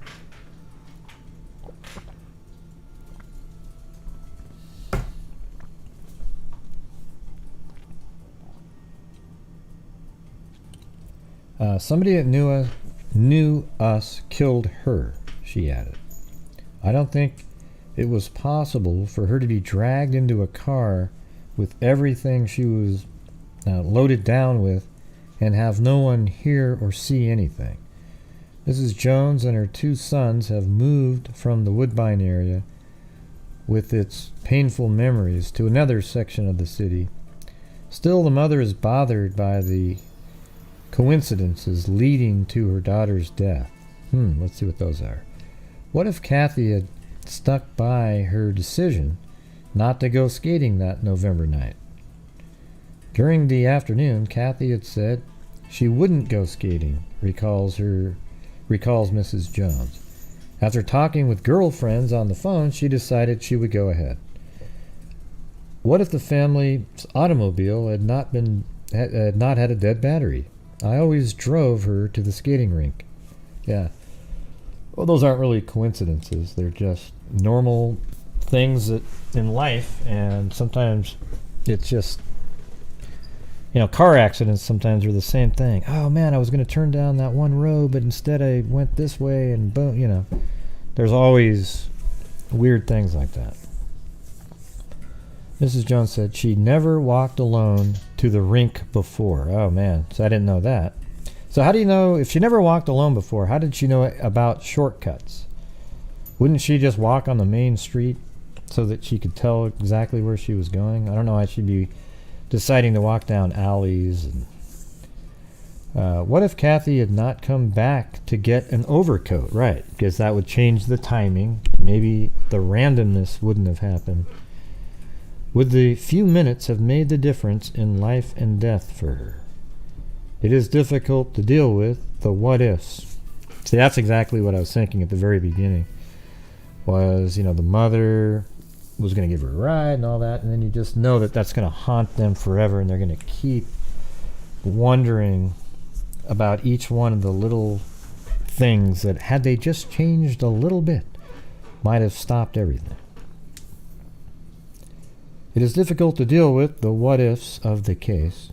It is difficult to, says Mrs. Jones, to cope with the helpless feeling you have, the feeling of not being able to do anything about it. You just live with it. You try not to think about it. I can't think of anything harder to have to endure. She was the only daughter I ever had or ever could have. Man, it's brutal. It seems that it's crimes of the moment, like Kathy's murder, crimes that apparently are unplanned, that go unsolved. The crime is still listed in the police department's unsolved file, but officers assigned to the case have not given up hope. Mills and homicide investigators Claude Chamberlain have spent months on the case, still hoping a clue will someday lead them to the killer. Mills said police still have 3 suspects in the case. One is now serving murder sentence in the Tennessee State Penitentiary in another case. The other 2 suspects live in Woodbine area, near where Kathy and her family used to live. We suspect these people, explained Mills, but we can't prove that any of them did it. According to investigators, about 20 if they had DNA though, like right now, they might, if they didn't, if she was buried somewhere, they might consider exhuming her because she was raped, and there's no way in hell anybody in 1969 gave a damn about semen or anything like that. Chamberlain said police theorized Kathy was abducted, walking towards the skating rink, taken to a location where she was sexually assaulted and kept almost 3 days. What are you talking about? Nah, that's not right. Then murdered and dumped in the weed-filled vacant lot on Grandview Avenue. Well, I don't know. She did go missing on the 29th. And then she was found on the... Maybe it was 3 days. Wow. Because she went missing on the 29th and then was found on the 3rd, I think. That's brutal.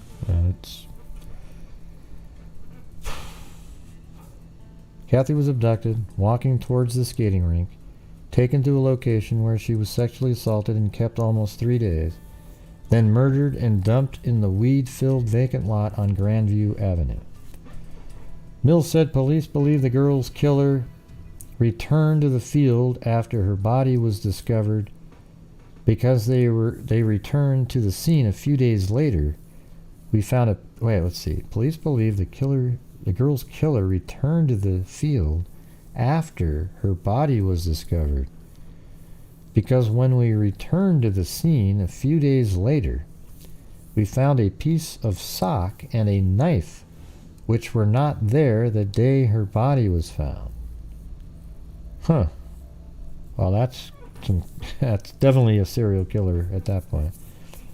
Revisiting the scene, like Bundy would keep going back over and over.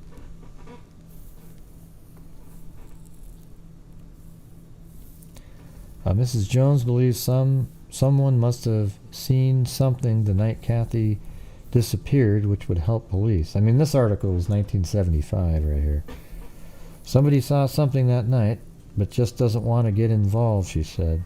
The street Kathy was walking alone had lights, and there were businesses open all over. Somebody had to see her. Earlier this year, Nashville again was shocked by the brutal murder of a young girl.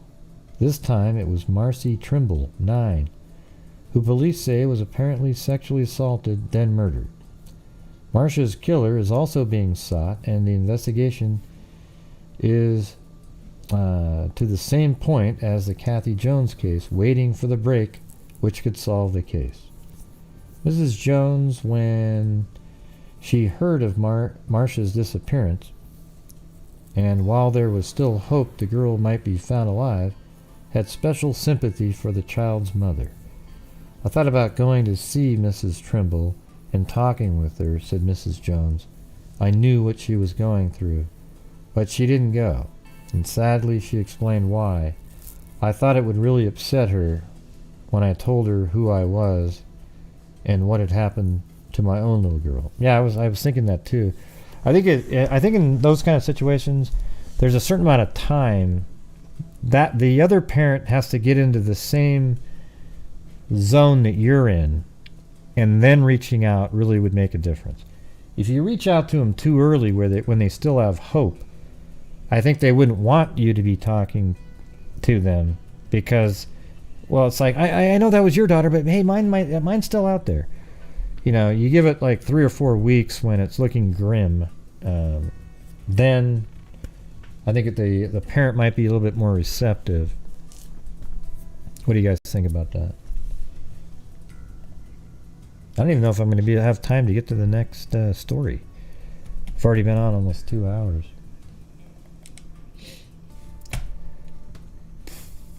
Okay, now we're in 1977 here. Are we still live right now? Okay.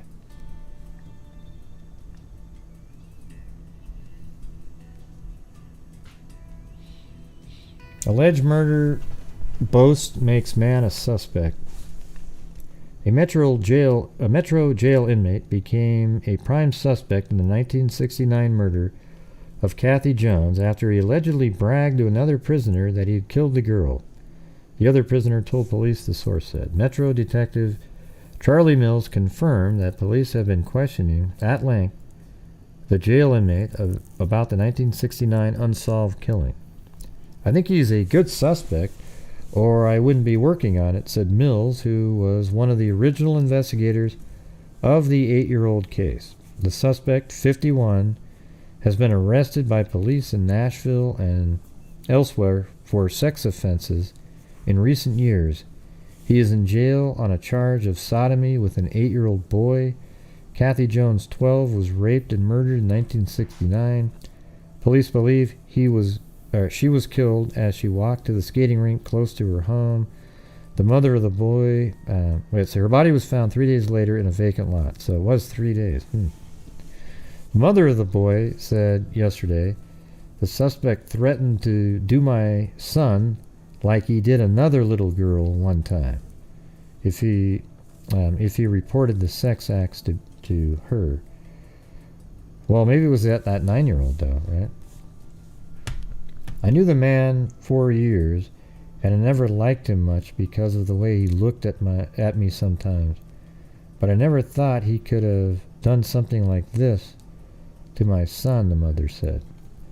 When my son told me what he had done to him, I had to hold on to the wall. I just couldn't believe it. It took me a long time to realize my son was telling me the truth. A neighbor of the suspect, a teenage boy, said yesterday that he told me and my father that he had raped a lot of little girls. He was a real weird man, and I just left him alone, said the boy, adding that my father told him never to come in our house again. Hey, thank you, Darlene Brown. Oh, you got caught up on 2X and you didn't have to go through all the shutdowns. Investigators have been probing into the unsolved slaying off and on for about 3 months. Thank goodness Yagi's understand. Wait, is this the... which one is that related to? Purple heart, purple heart, purple heart, purple heart, purple heart, purple heart, purple heart, purple heart, purple heart, purple heart. Purple, you like purple hearts? Okay, investigators have been probing into the unsolved slaying off and on for about 3 months. He declined to comment on the evidence gathered thus far. The suspect, it was learned, was one of the first persons interrogated by police when Miss Jones was killed. Mills declined to confirm that. I wonder if this is the same person that worked at the carnival. Sources said the suspect did take a polygraph test in 1969, but it was inconclusive. Major Glenn E. Bowers, head of the Metro Detectives, said when evidence in the case is collected, officers will present it to Metro District Attorney General Thomas H. Shriver. Bowers said police may not place charges against the suspect, but may take the evidence to the grand jury first.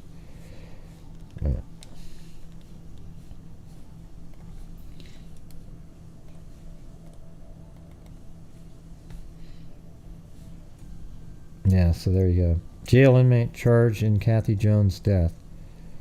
A South Nashville man in Metro Jail on a charge of sodomy with a boy 8 was charged yesterday with the 1969 sex slaying of Kathy Jones, 12. Edward Warner Adcox, 51, let's see where this is, 1104 16th Avenue. Yeah, that's not far away then, right? Oh, it was south, though. This one.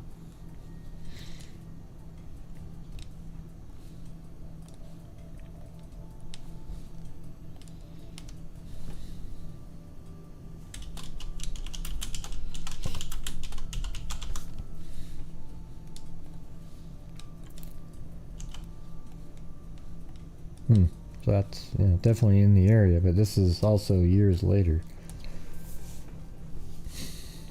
Was charged about 3 p.m. with the murder.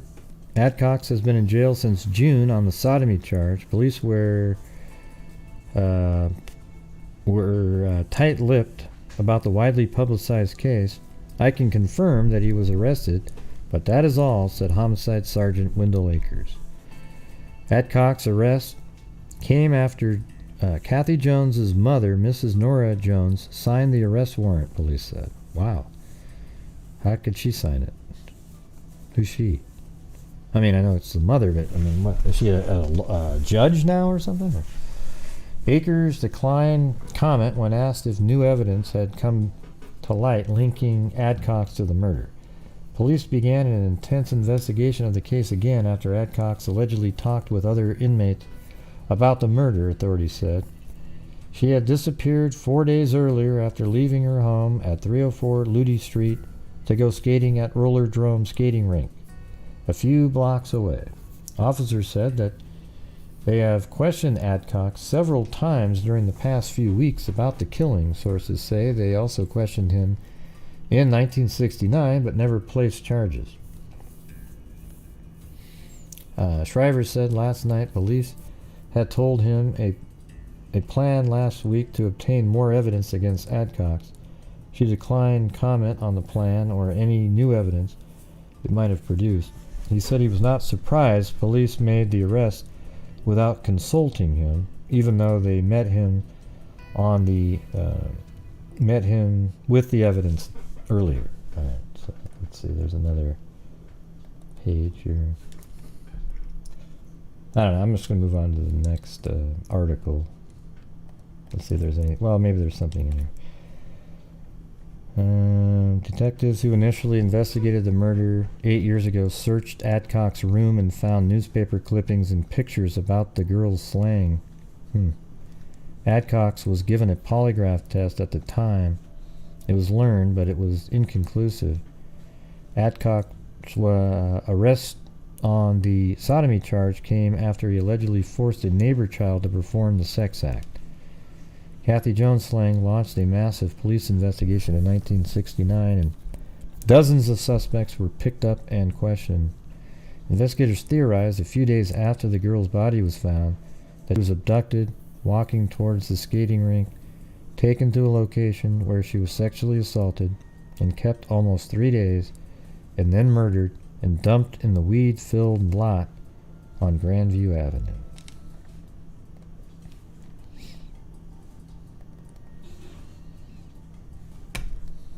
Suspect in Jones' death to get tests.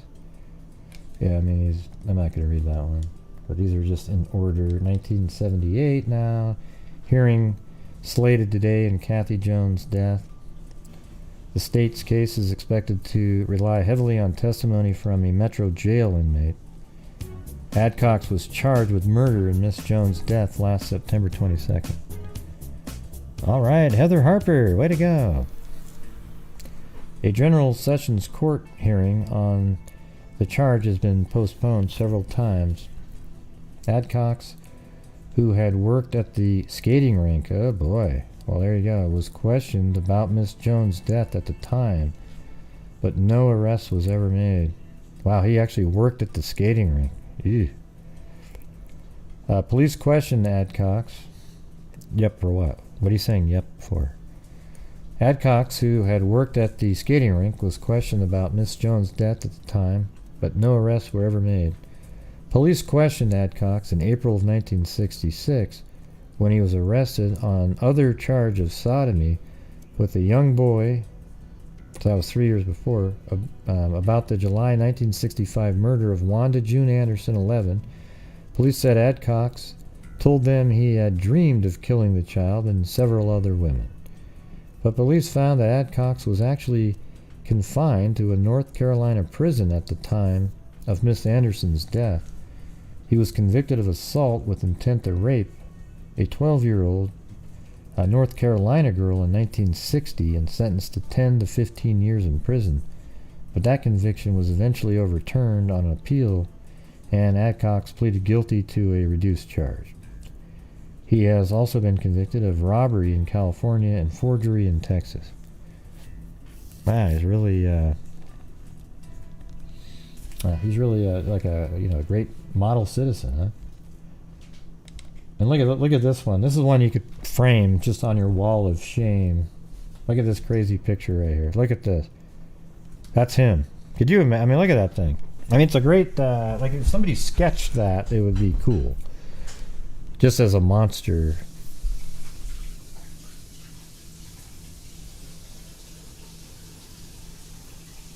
And he looks like the Grinch, you know, like if you, like the literally a living version of the Grinch that stole Christmas.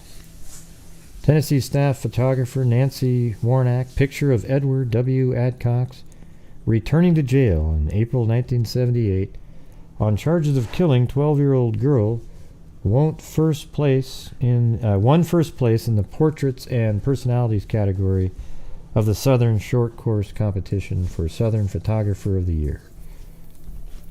So that's what I was saying. I mean, look at that. You have the jail sign right there. I mean, everything is just perfect shot. That's what I'm saying. Like, it used to be kind of like an art, you know. Like, he probably said, called his name out, he turned, boom, got the shot.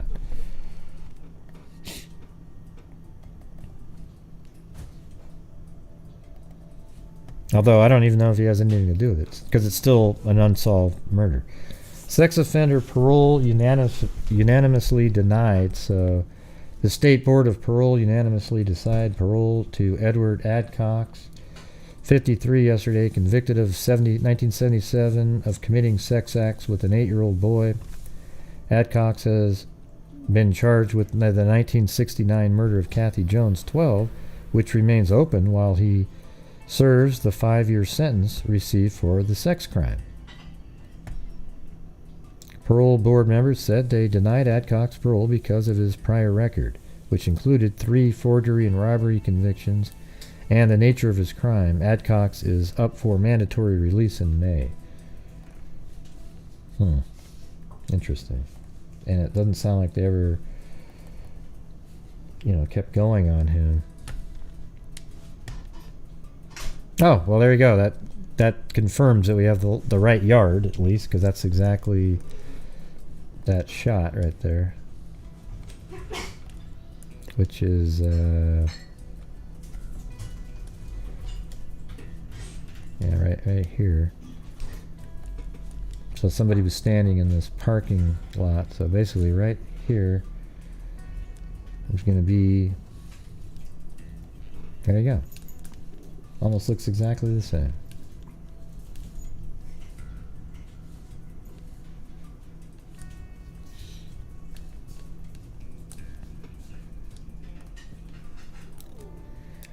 And this is a 2019 article. An unsolved murder of a Nashville 6th grade student who was found sexually assaulted and murdered 50 years ago is now the subject of an investigative podcast. Kathy Jones, 12, has been missing for 3 days.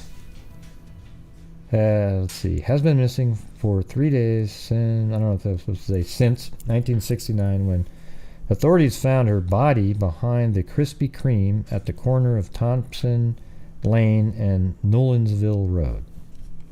That wasn't really at the Krispy Kreme, but Kathy had been walking to a neighborhood skating rink when the brutal crime took place.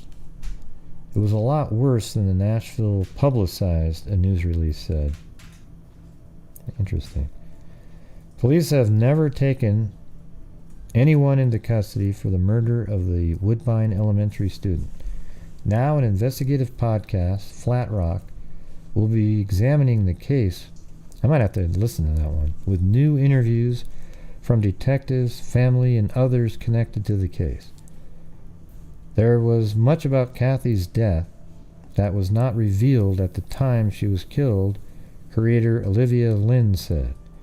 Flat Rock shares far more about the crime than a terrified city knew at the time. I believe the information paints a pretty clear picture of what really happened to the girl and who was responsible. Oh man, I'm going to have to... Flat Rock. The link's in the description for this. A news release said none of the suspects nor Kathy's parents are still alive. This year marks 50 years since her death. Detective says she never had a chance. What did he mean by that? What do they know that the public don't know? Well, she has a whole bunch of siblings, I think. In 1969, Kathy Jones was brutally murdered on her way to a Nashville skating rink. The public wasn't told about one of the strongest suspects in her case, and I want to know more. Join me for Flat Rock, a cold case podcast where I'll be taking a deep dive into Kathy's murder. And well, I wonder if some of those family members, if they're still out there, would come on and talk about it too. I guess I'm gonna need to listen to this one, I think. Yeah.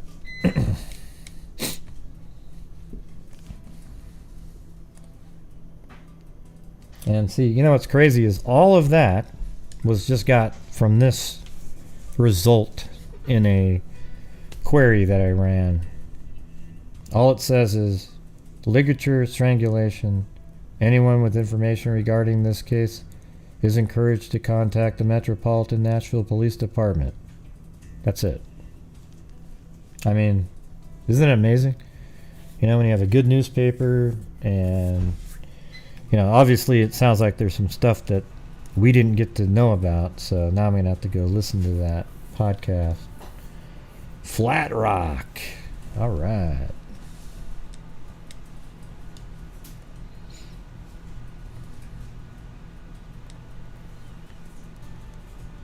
How long have we been on here?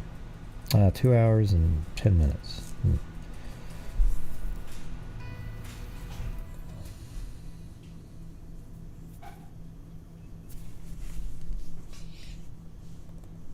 I might just do these. There was these shorter ones, because the other one would take almost the same amount of time. Maybe not quite as much, but you know, it's got that many articles, and if you go over here, they're all really long. So, see, bing, bing, bing, bing, bing, bing, you know. So we'll do that one, but that almost was the same day in Tennessee, in Knox County. Pretty crazy. So we'll do that one tomorrow.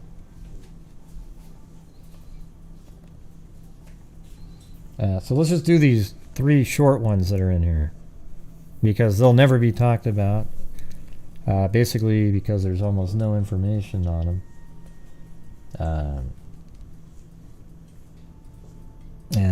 But they're out there. They exist. Yeah, I was thinking, well, I think it'd be interesting to see what kind of evidence that they kept well over the years. And if she was actually buried, there could be DNA evidence inside of her that would lead directly to the killer. Yeah, I can see your upside down writing, Brittany, but can you flip it back over again? Thanks. Yeah.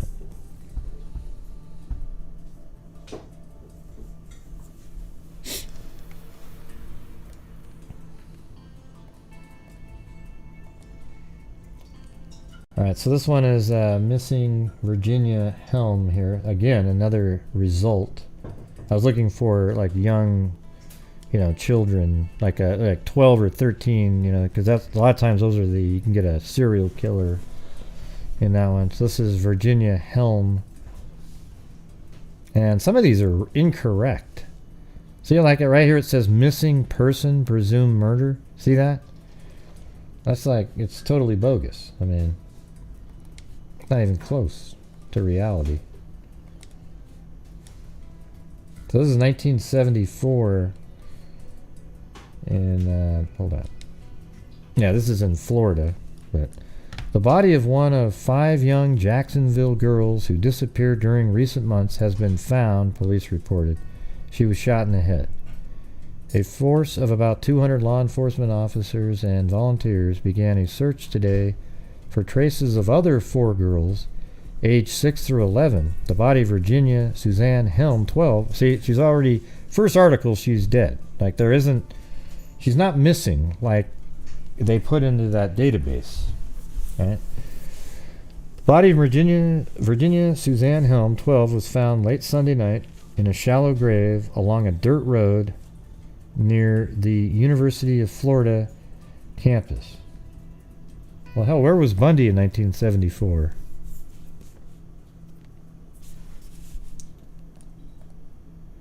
Let's see. And let me go over to that one. Do I have her in here? No.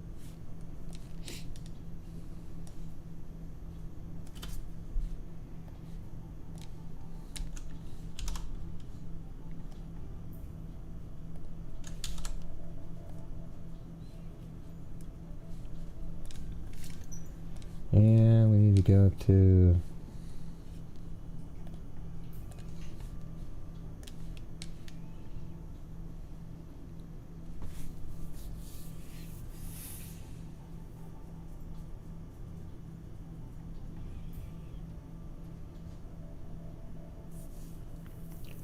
was it the University of Florida? I lost that link. Yeah, University of North Florida. Let's see.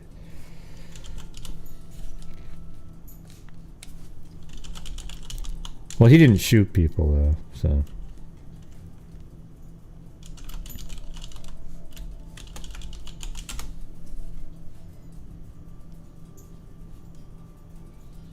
So somewhere around in this area.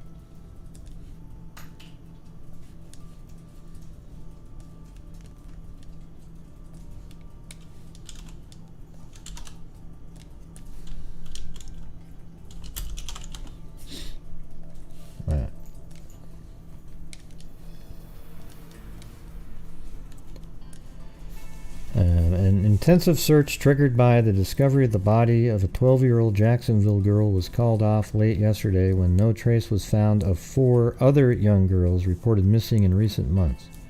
We found no other graves nor any clues to the disappearance of Virginia Suzanne Helm. Well, I thought, see how they're saying she's disappeared here, but in the other article, she's dead? And then they said she's found dead right here. So, we found no other graves nor any clues to the disappearance of Virginia Suzanne Helm. But then right here, Virginia Helm found dead. Well, what do you mean? She's not disappeared. I mean, I don't know, man. This guy, I don't know what the hell they're doing over here. For the time being, we are discontinuing the search. Virginia's body was found Sunday night in a shallow grave in a wooded area east of the city. A medical examiner's report said she had been shot in the head with a .22 caliber bullet. More than 200 law enforcement officers and volunteers set out at dawn yesterday and combed the area for more than 10 hours using 4-wheeled vehicles, horses, and helicopters. Now, this is 1974. A bulldozer was used to dig up the earth in the vicinity of Virginia's grave without turning up any evidence of other bodies. Virginia failed to return from a 10-minute walk to a curb market near her home September 27th. 10-minute walk to a curb market. Her body was found about 4 miles east of there, near the University of North Florida campus. The other girls who vanished are Jean Marie Schoen. Have I covered that one? Schoen. No.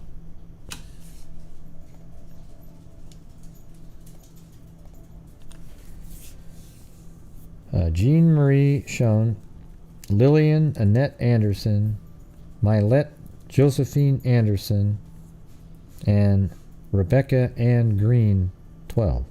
So there were 9, 11, 6, and 12.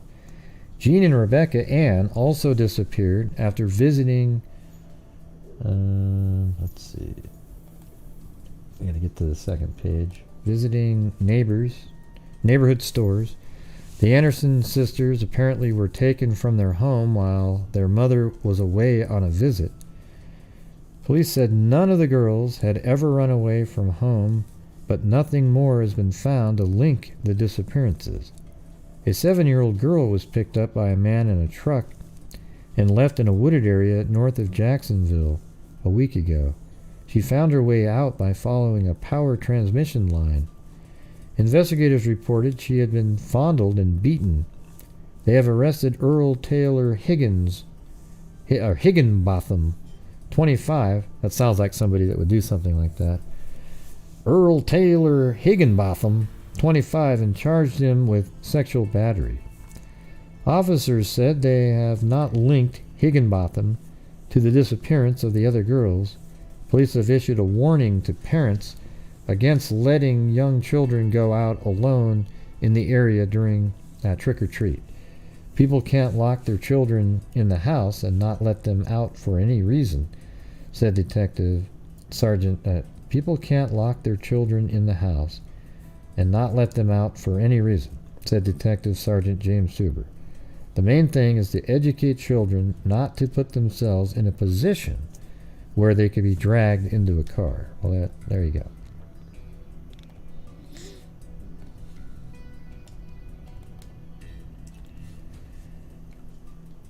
Only one girl's body was found.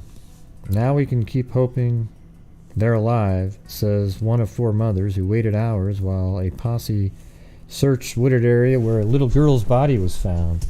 Pam Schoen, whose daughter, Jean Marie, 9, disappeared in late July, said she was relieved when police called off the search Monday without turning up new clues of the killings.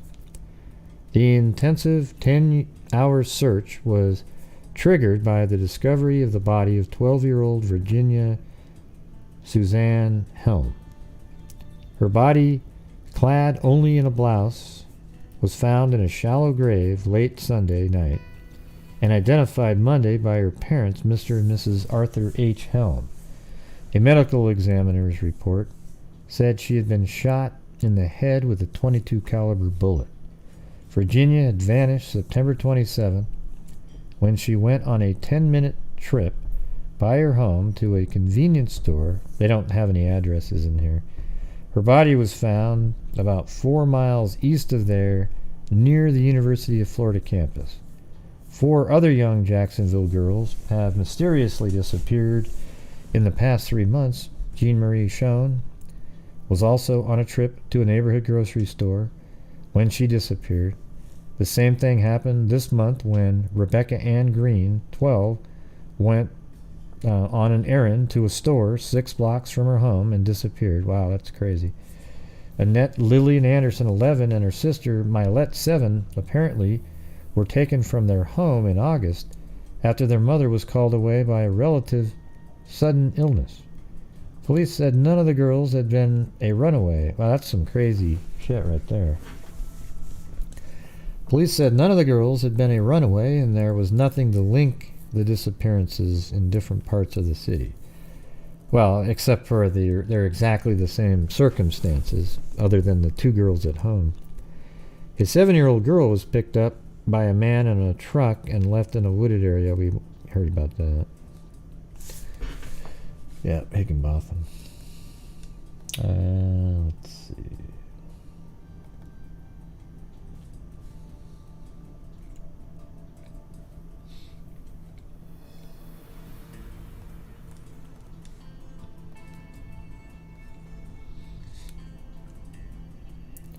Now we can keep hoping they're alive. I think we already went through that one. Similar. Yeah. That's just a picture of them standing there. And then there was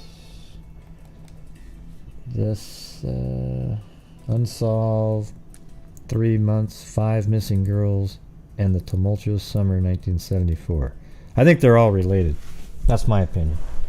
And the reason I think they're all related is because they're all unsolved and they're all in the same place and they're all the same year, everything. The disappeared, but she was known as a feisty little girl and often went by the nickname Jeannie. On the day she disappeared, her mother was out of town on a trip, and her uncle sent her to the store to buy him a pack of cigarettes, a normal errand for a child in the 1970s. But somewhere between her home and the store, she vanished. It was meant to be a short errand, but then forgot them on. Yeah, I don't like to. A lot of times I don't want to play the pieces like that. And news is different for me. But 3 months, 5 missing young girls, 2 bodies found, 2 possible serial killer connections, no arrest. In the summer of 1974, the sun was hot and it was Florida, humid in Jacksonville. Barbara Streisand was crooning "The Way We Were" on the radio. Kids were out of school, riding bikes, swimming in pools, and hanging out on the corner. Things took a turn in July, giving way to a terrifying 3 months. 5 little girls would go missing. Decades later, Jacksonville investigators are still clueless as to what happened to them. On July 21st, 1974, Jean Schoen, known as Jeannie 9, was asked to go to the store for a pack of smokes for her uncle. The store was just 2 blocks away from the house. The clerk told investigators that Jeannie purchased the cigarettes, but forgot them at the store. See, here's one of those weird, those crazy, had she just not forgot them moments. She returned to retrieve her purchase, the clerk said. Jeannie told the clerk that she was going to go to a place called The Hangout with the change from the smokes to play pinball. Well, maybe it wouldn't have changed because maybe it was the pinball place.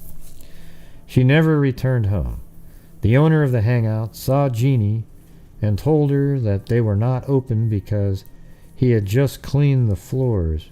He told her to come back when the floors were dry. Thanks, Janai Sotig? Sotai. Janai Sotai. Is that it?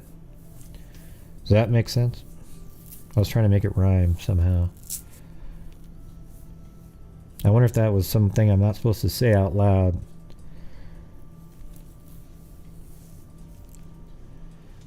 The 2 friends of Jeannie said they were all together at the laundromat. Okay.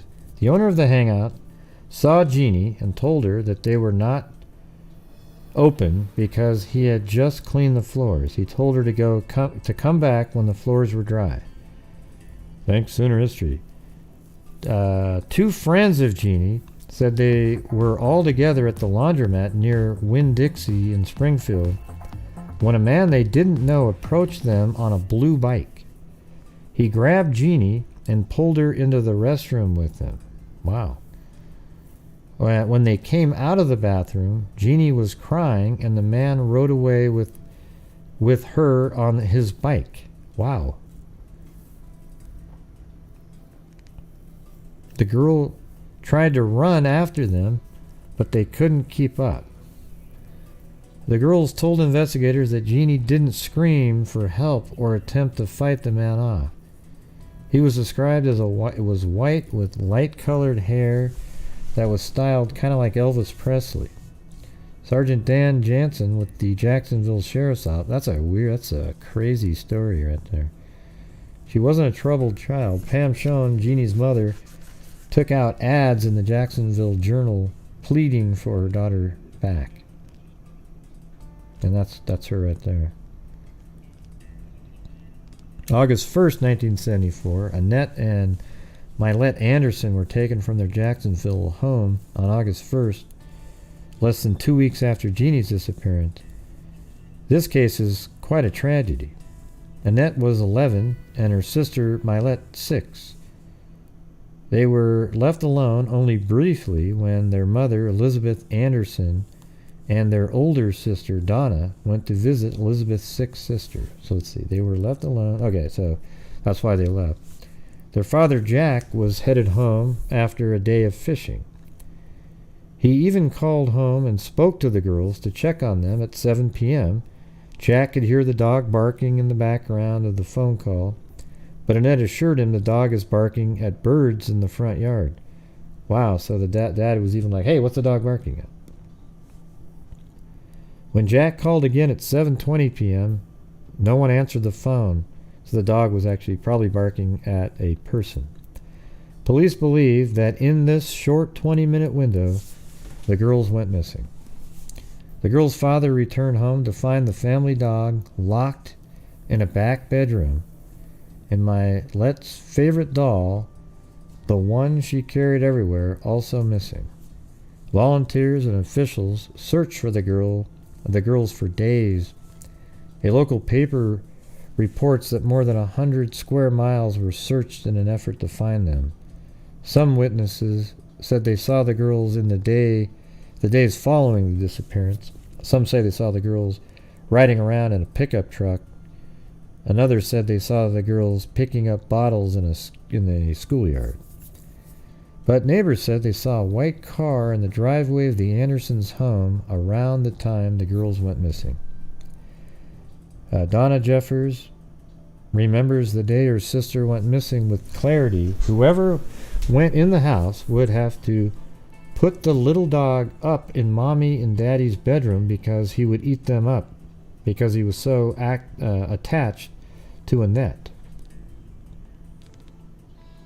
Donna believes whoever took her sister must have had some plan because the family lived on a secluded road with only one way in or out. The first mention of a serial killer in this series of disappearances came up in the Anderson sisters case. John Paul Knowles, I've heard of him. I think he's even in I think I've done him before on here, right? I don't know. I definitely have heard of him though. I don't know if he's in my folder or what, but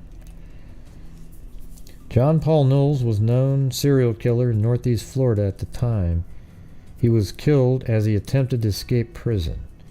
Before he attempted to escape, he wrote a letter about 6 of his victims and claimed that he was responsible for the disappearance and murder of Anderson's sisters.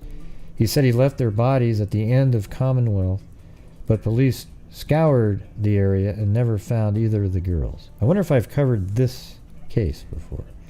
That sort of sounds familiar.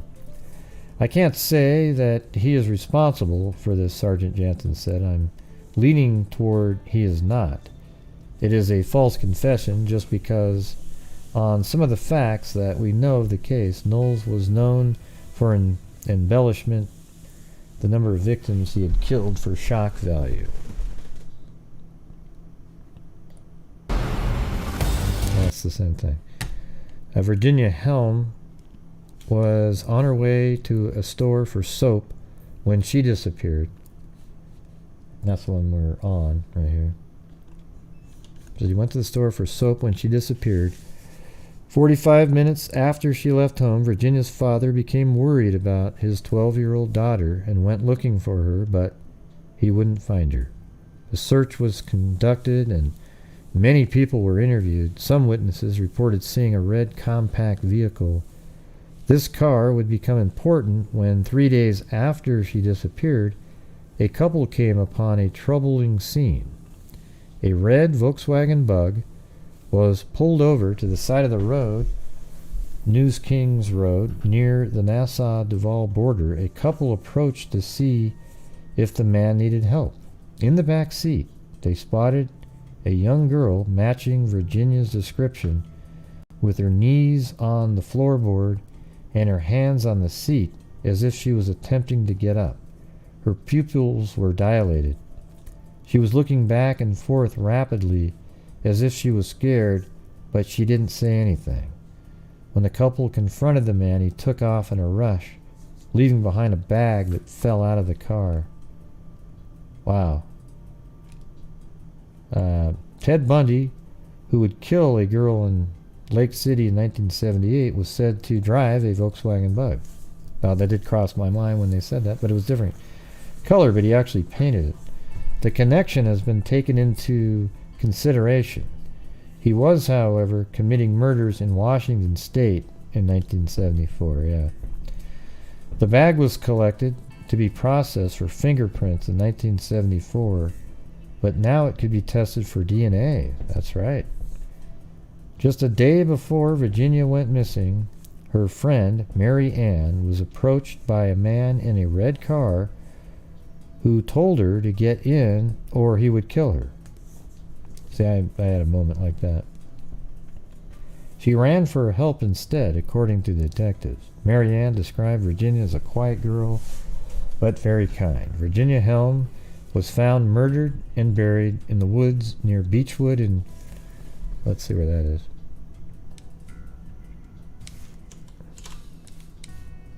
It's going to be close to right here, I would imagine.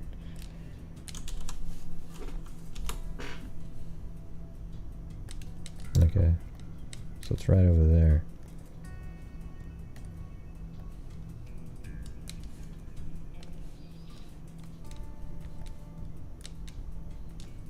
And Florida just the population's increased dramatically. Like you go back to, there you go, 94, there's not much there. And hell, like that's even 85. Looks like there's woods if you squint your eye. I mean, that's great, you know, trees. But now it's all filled in, so.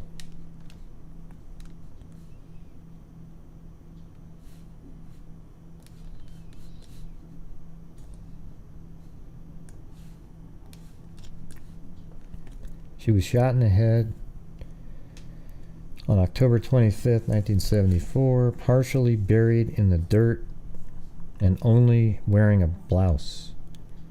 Because of these cases, the Jacksonville Sheriff's Office decided to reorganize and move all missing persons under homicide unit.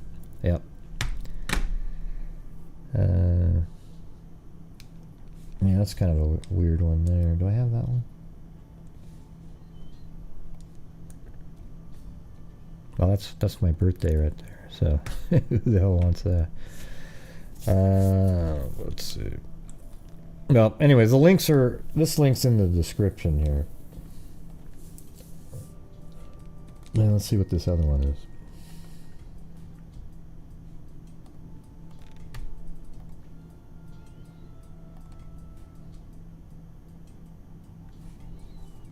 This is in North Carolina. These are all people of the same age. I was looking from like 15 to 12, you know. So these are just really short ones that really don't have any. This is her right here.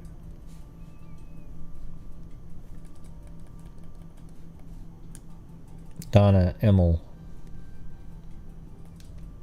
And it said, local police and agents of the State Bureau of Investigation were searching Wednesday for the killer of Donna Emmel, 15, whose body was found Tuesday afternoon. Police said she had been strangled.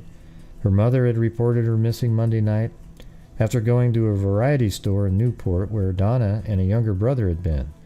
The brother told police that Donna had left the store after an earlier telephone call from her mother. He said he saw her. Listen how creepy this is right here. Listen to this. He said he saw her cross the highway and enter a path leading to their home, and that a man had followed the girl on the path through the woods.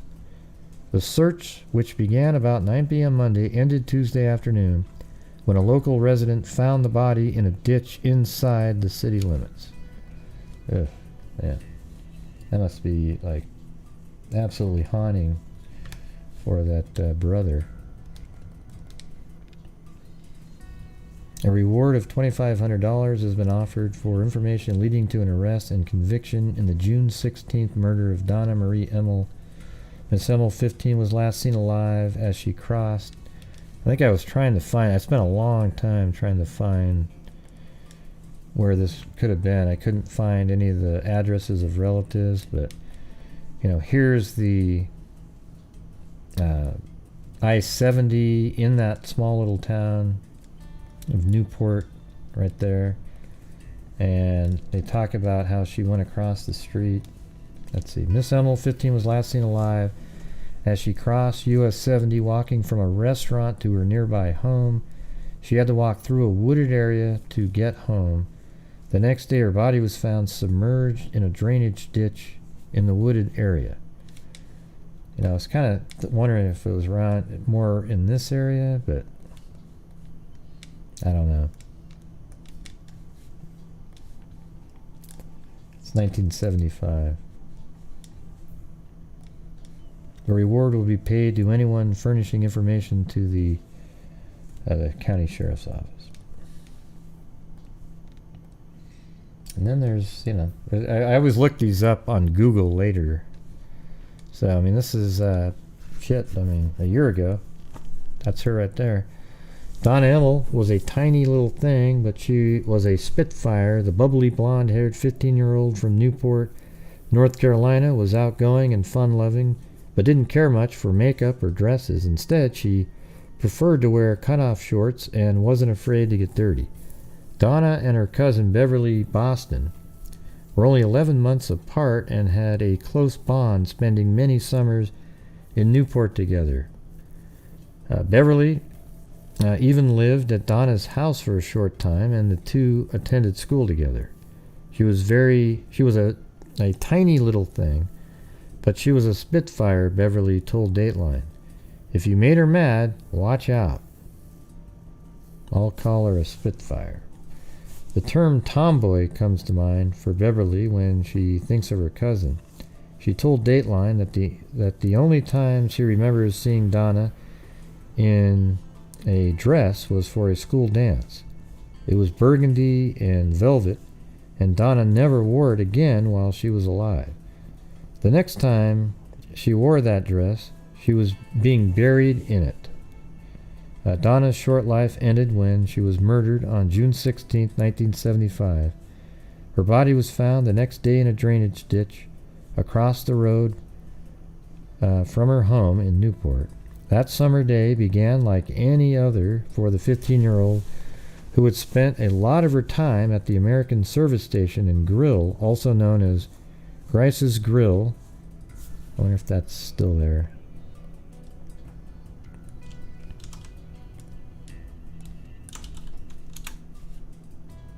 Ooh. Ah, that's something else. That's not it. Nope.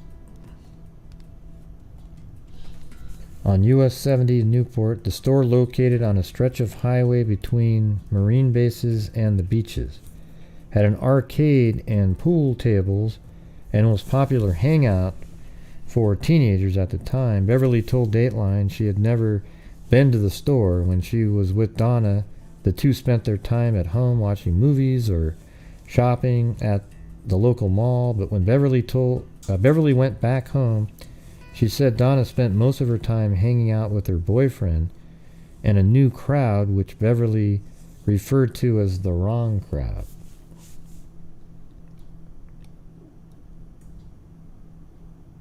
It was 8:30 p.m. the evening when Donna's mother, Emily, called the store and told her daughter to come home. Beverly told Dateline there were witnesses at the store who said they saw Donna leave just after the call and walk to a path that was a shortcut through the woods. Beverly added that the shortcut was a normal route for Donna to take home and something she had done many times alone and in the dark. But on the evening of Monday, June 16, 1975, Donna didn't make it home. She wasn't one to stay out all night, Beverly said, and Aunt Emily would have never let her stay out. She knew something was wrong when Donna didn't show up.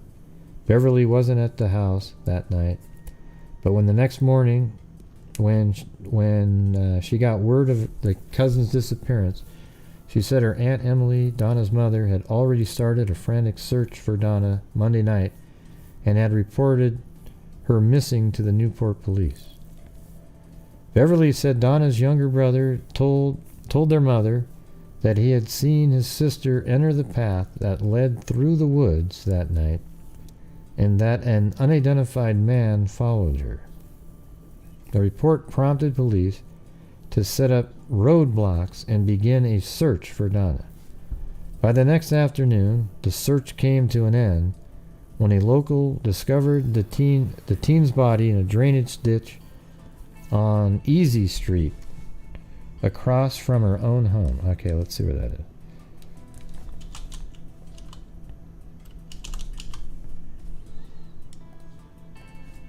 Oh man, look at that! I see. This is crazy because This is where my, I was just kind of thinking it was right here. That's why I put the pin there.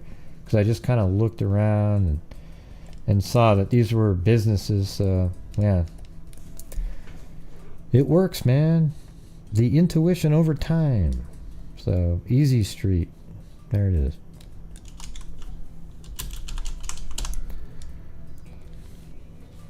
And so that must be right there. There's the drainage ditch. That's Easy Street. Let me read this again. So, wasn't in the house that night. Didn't make it home. She wasn't the one. Beverly wasn't in the house that night. Already started a frantic search. Beverly and Donna, his younger brother, told their mother that he had seen his sister enter the path that led through the woods that night, and that an unidentified man followed her. By the next morning,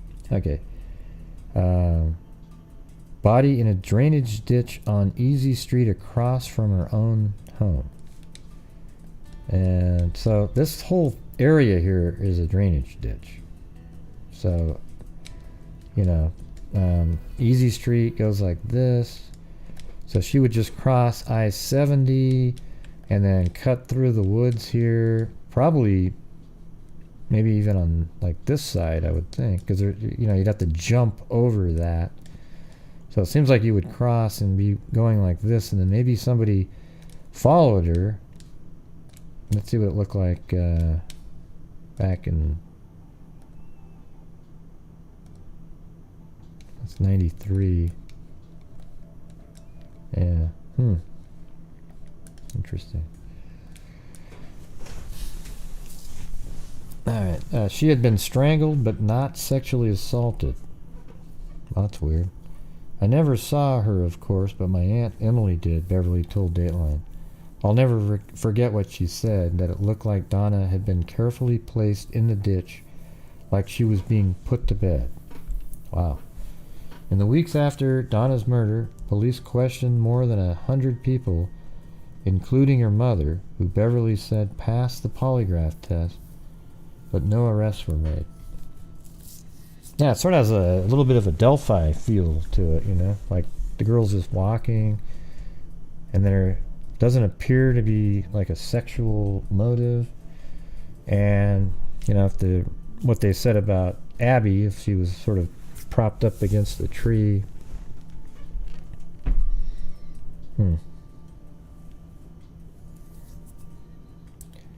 Let's see. In the weeks after Donna's murder, police questioned more than 100 people, including her mother, who Beverly said passed the polygraph test, but no arrests were made.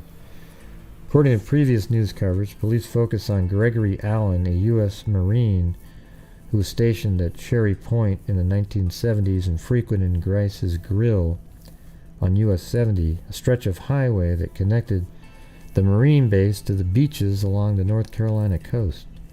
He was questioned by police in 1975, but then released, returning to his home in Wisconsin. In the 1990s, Allen was back on the investigators' radar when he was arrested and convicted of sexual assault on a woman in Green Bay, Wisconsin.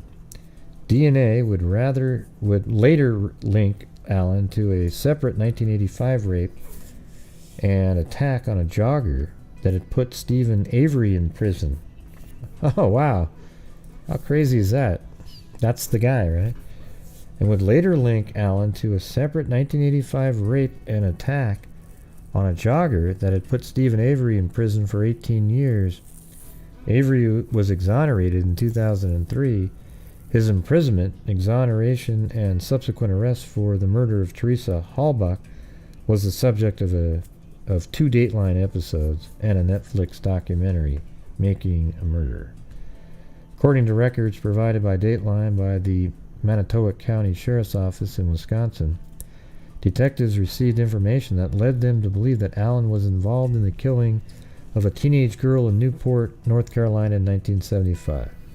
The records indicated that Allen was questioned again about his potential involvement with Donna's murder. Allen is currently serving a prison sentence for a 1995 sexual assault and kidnapping case in Brown County. He will be eligible for parole in October 2021. Wow, so is he already out? Donna's case is now being handled by the North Carolina State Bureau of Investigation.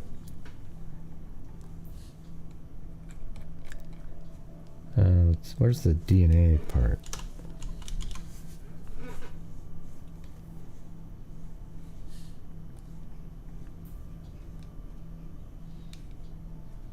Right there. Beverly, who told Dateline she believes more than one person was involved in her cousin's murder, is certainly there is DNA from her fingernails that will lead to answers. She was a fighter. Well, you don't know that for sure. But hopefully, yeah. Anyways, you guys, I'm tired right now, but man, that's some crazy stuff going on there. I'm gonna go definitely look up some of those other ones that were in that other article that we saw earlier.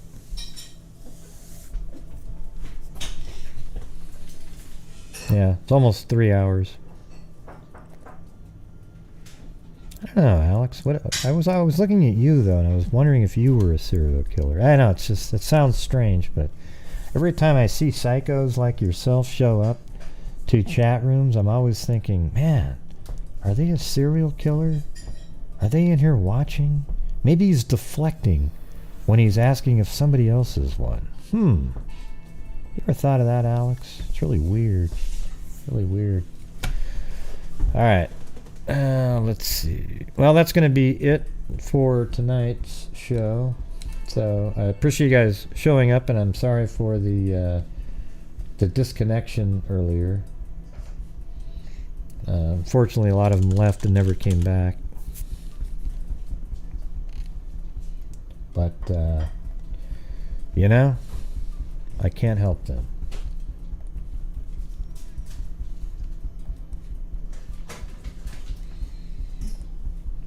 But thank you very much to the very generous super chats tonight. So thank you to Foggy Morn, Cindy Leon, Quietly Frozen. And Foggy Morn, by the way, was a double cat eye. Cindy Leon and Quietly Frozen was cat eye. Then Gymnastics, Down Under Crime Talks, Kit Kat, Your Gypsy, Candalee Woodward Stone, Sandra Halford, Lori Fisher, Mrs. Ryan, Brenda R., Charisma, Foggy Morn, Sherlock Hemlock, Ross from Nebraska. Actually, I'm not sure if that link with the podcast is in the... well, maybe it is. Maybe it is. I'm not sure, though. Yeah, that should be in there. LM, Amber Maiden, Kit Kat, Eugenie, No Place Like Home, Darlene Brown, Janai Sotai, hopefully I'm saying that right, probably not, Sooner History, Sir Rancelot, and Delva Johnson. Thank you guys very much. Didn't get any new channel members, so if you're not a channel member, which everybody in here apparently is, then please consider becoming a channel member.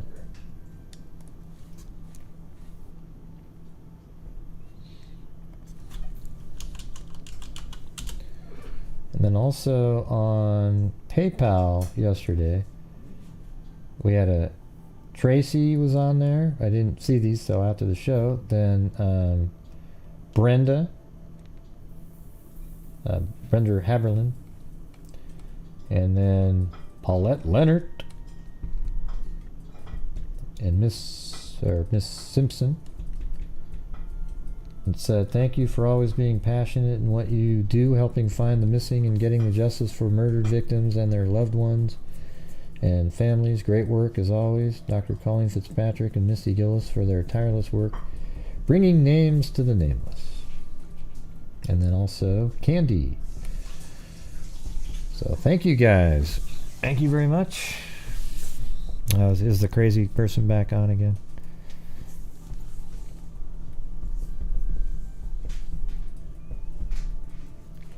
I don't know what the hell you're talking about, James. No idea what you're talking about. You're such a... See, you're a troll, James. Nobody was rude to you. You were, okay? You're the one that came on and freaked out that nobody was paying attention to you, and now you're trying to draw attention to yourself again. So you'll now, unfortunately, never be able to comment again. Good luck to you. Find another channel. Thank you very much. All right. Well, anyways, you guys, thank you. That's it for the show tonight, and I appreciate you guys all being here. We will see you guys tomorrow, and as I always say, everybody, until next time, be safe out there. And also, if you're not feeling well, everybody put the good thoughts out for the people that aren't feeling well. All right. Yeah. Anyways, we'll see you guys tomorrow.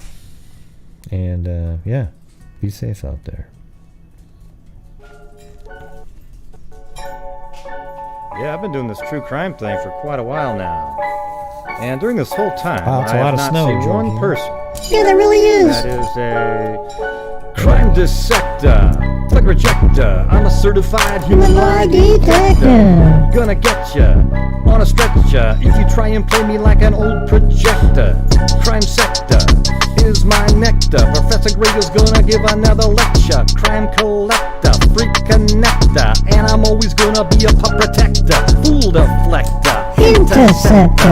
Enemy to menace metal with a vector. on his pector. With all respect, y'all, just remember I've a temper for Hey, good night, Jimmy. Good night, I Jimmy have no Juliana. agenda.